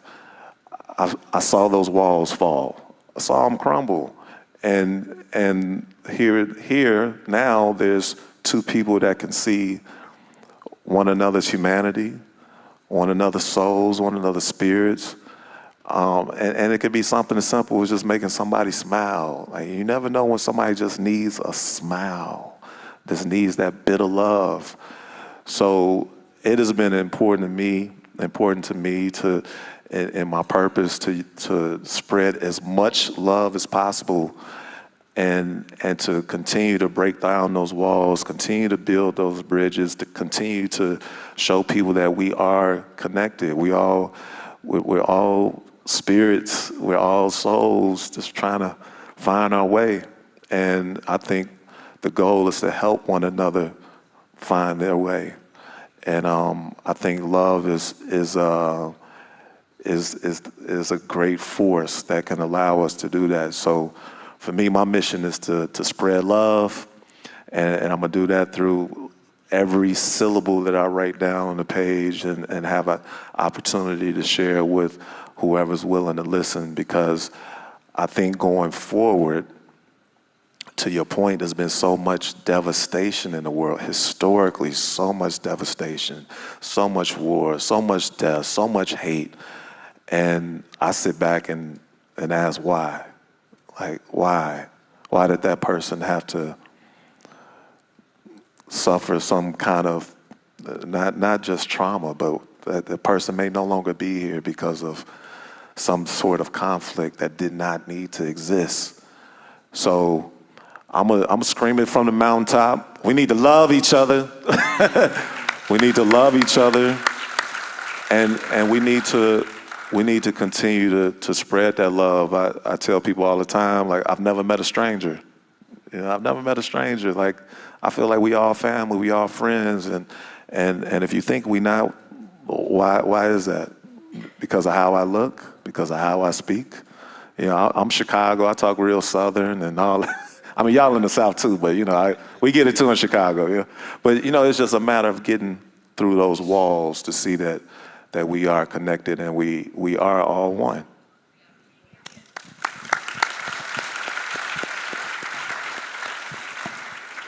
I want to be thankful that the words that we've just heard from these two beautiful souls, they're real, they're true. I walked into the first room downstairs to meet Jay Ivey, and there was already a bridge that existed before we spoke a word. There was a consciousness that met a consciousness, and a desire and a willingness, and that compassion was felt immediately. And I have to tell you, I was a little intimidated, but that intimidation went away really quick. And as intimidated as I was with you, I was extremely intimidated to meet Daaji. Me too. And I walked into the room. Yeah, we were kind of shaken a little bit.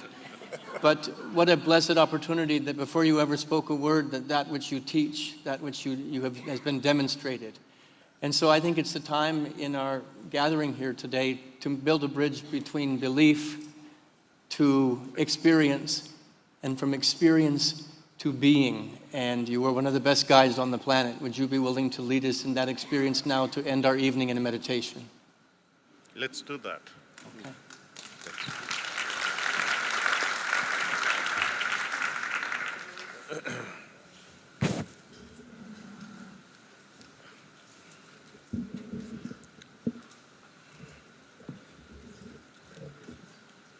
It's okay, it's all right.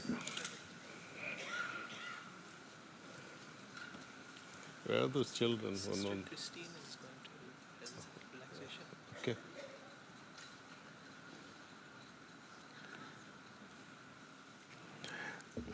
Sister Christine, welcome. She will help us go through the relaxation, through the commands. And at the end of that relaxation, we'll slowly dive into our heart with a suggestion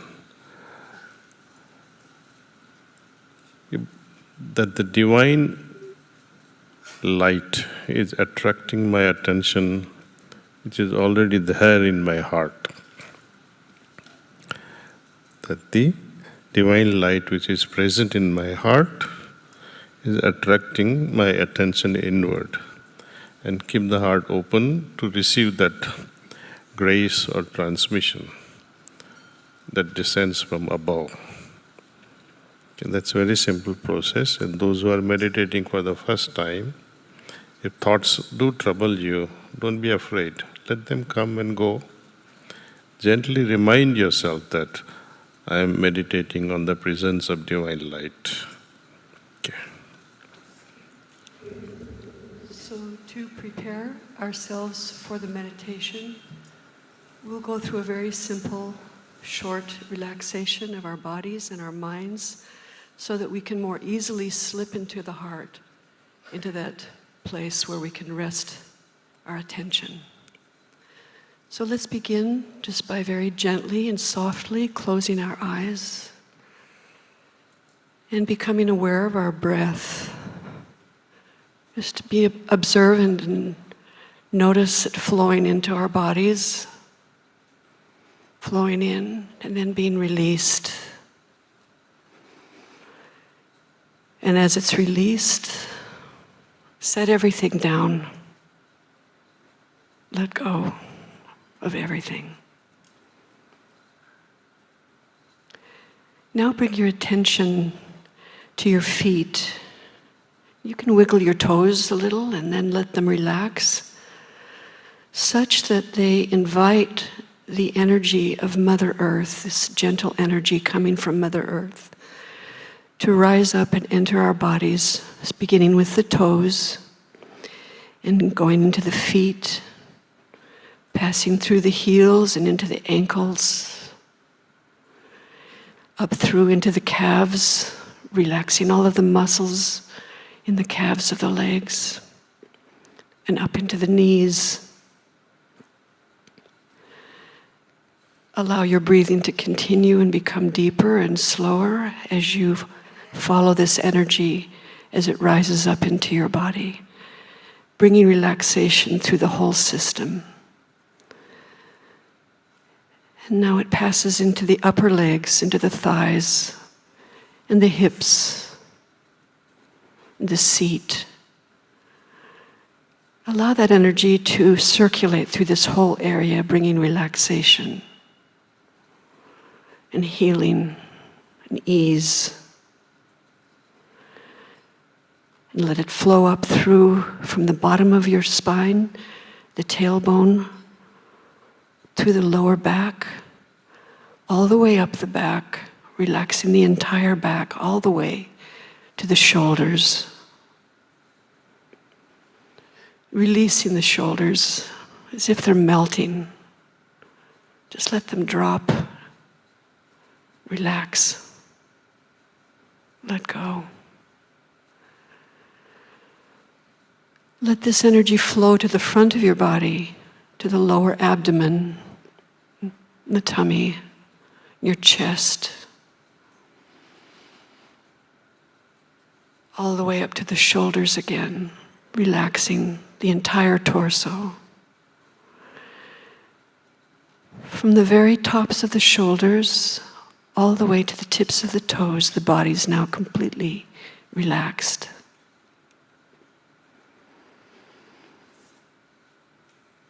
Now bring your awareness to the neck and let this energy continue to flow upwards through your neck, relaxing your neck muscles and your throat,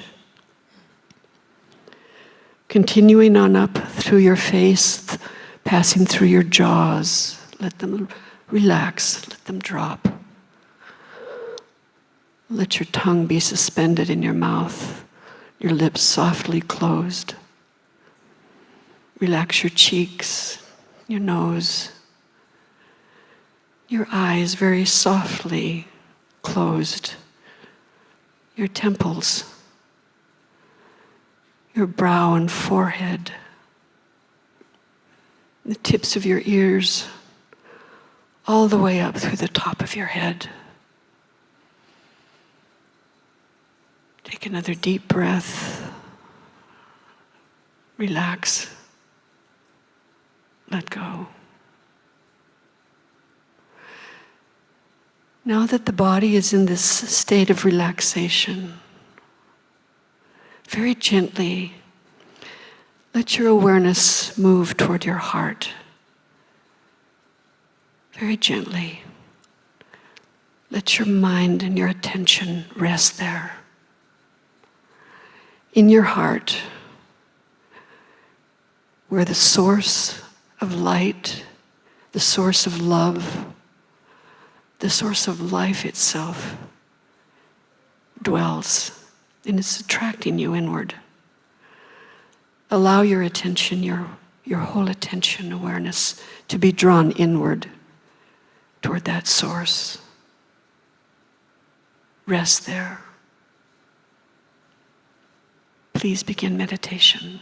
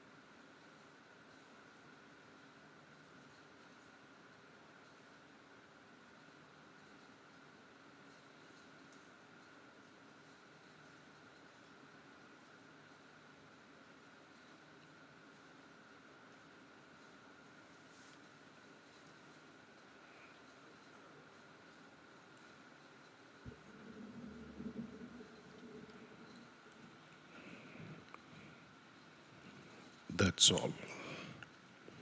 That's all.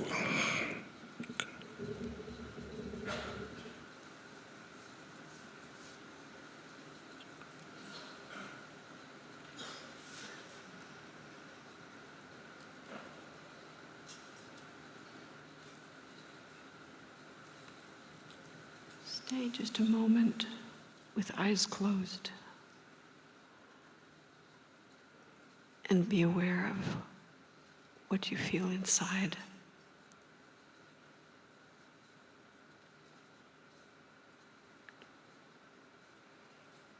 And when you're ready, open your eyes gently.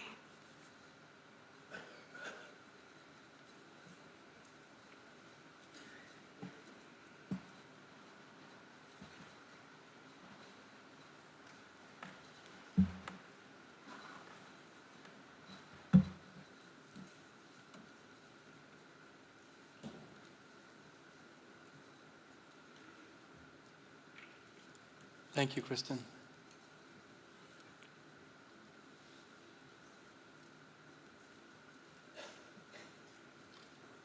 One of the goals of the Unity movement is to take the depth of that silence and that feeling and that space and to take it into the world. We often say from this platform that if what we have done here tonight stays in this room, it's been only useful to a point. But if what you have heard through wisdom and poetry, and what you've heard in the sanctuary of your own heart and being goes out these doors to make the world a little bit more compassionate, to feel oneness at a deeper place, that perhaps this has been the most beneficial 2 hours you could have spent. And so do it again tomorrow, and the next day, and the next. Do you have any final words that you would like to share with the audience before I bring Greg back up? Thank you all. If possible, continue this practice of meditation. Heartfulness is always there to help us. And one beautiful thing about heartfulness, there is no money transaction involved. So to learn this or even to download this app, there are no charges and there are no hidden costs whatsoever. I'm very impressed by Unity Church. It's my first time. It's such a beautiful concept of uniting people together. And can you have unity just like that? It's not possible. Effort is required by one and all. There is no community without unity. Thank you.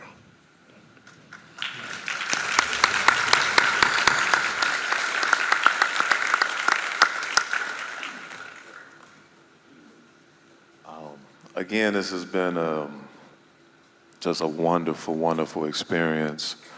I'm so grateful for this moment, and I think gratitude is something that we should be reminded of, as to carry that with us in our day-to-day practice, day-to-day lives. I have a poem called "I Need to Write," and I would encourage you all to find the need to write, find the need to meditate, pray as much as possible, get those feelings out, find power in your vulnerability, and power in forgiveness, and power in love. And looking forward to the next time. Thank you.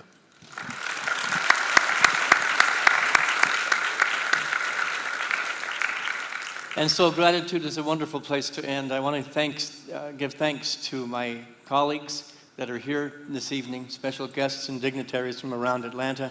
It's good to see you, brother. You're always welcome in our home.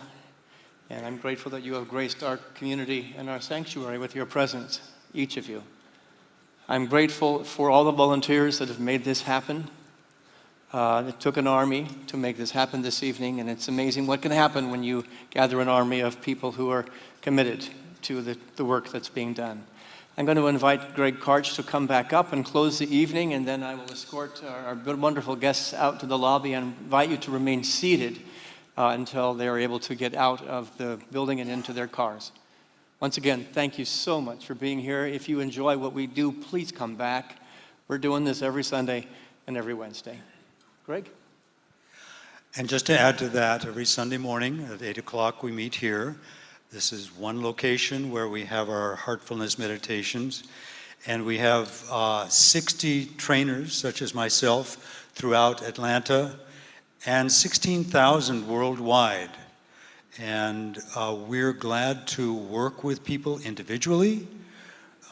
We do our work often in groups because group meditation is powerful. And so as much as you'd like to be joining with us, we'd really like you to join us. So you have these pamphlets, and these may guide you. Please look at them. We appreciate so much your sitting for as long as you have, but it's been riveting, hasn't it? Let's give everyone a big hand. Would you come up and please now? We'd like to present some gifts to our presenters. Yes.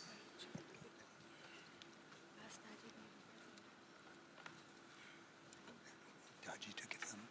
Okay. Okay. I'm not sure I understand.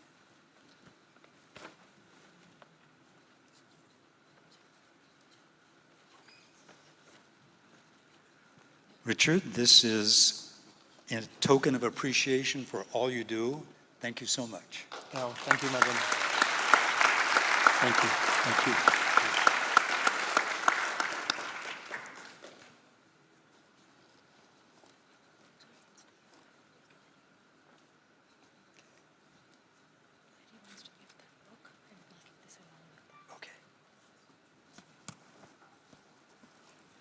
Daaji is signing the book for JIV, and we're going to give that to him along with this. Can I convey it? Thank you so much.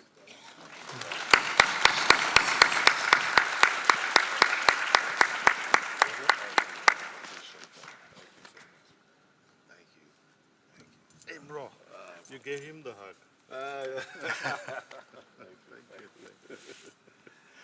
Come to India. We'll now ask you to indulge us just a little bit more by seating while we convey Daaji and JIV and Richard. They will take that route out of the audience, and please be seated until they're gone. Okay? One more moment. Okay.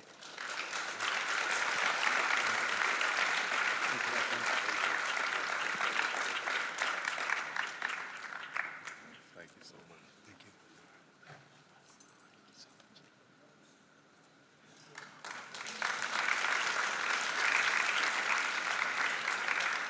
We're going to display up on the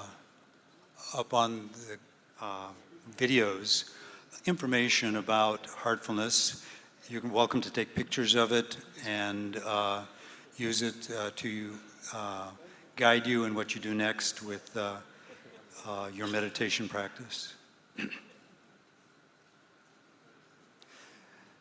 Daaji is now meeting with Reverend Bomar. He has a large congregation in Atlanta, and it is a sister church with this church. I really appreciate your being here. Thank you.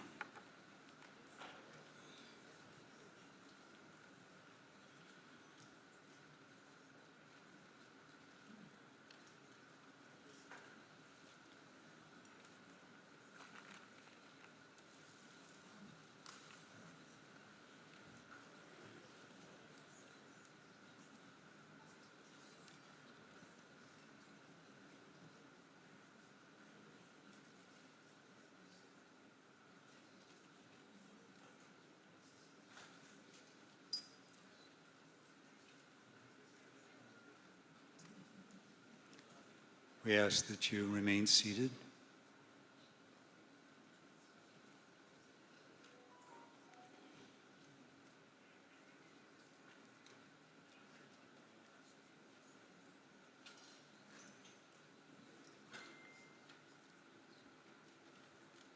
Okay, now I think it's,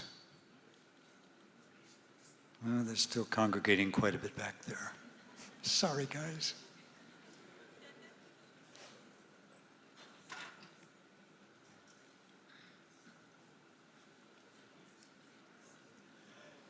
These are the three centers we have in Atlanta, one in Cumming, one in Duluth, and one right here.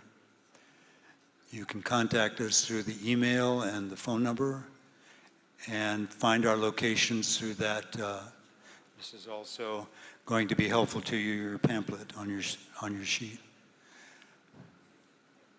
The Brighter Minds program.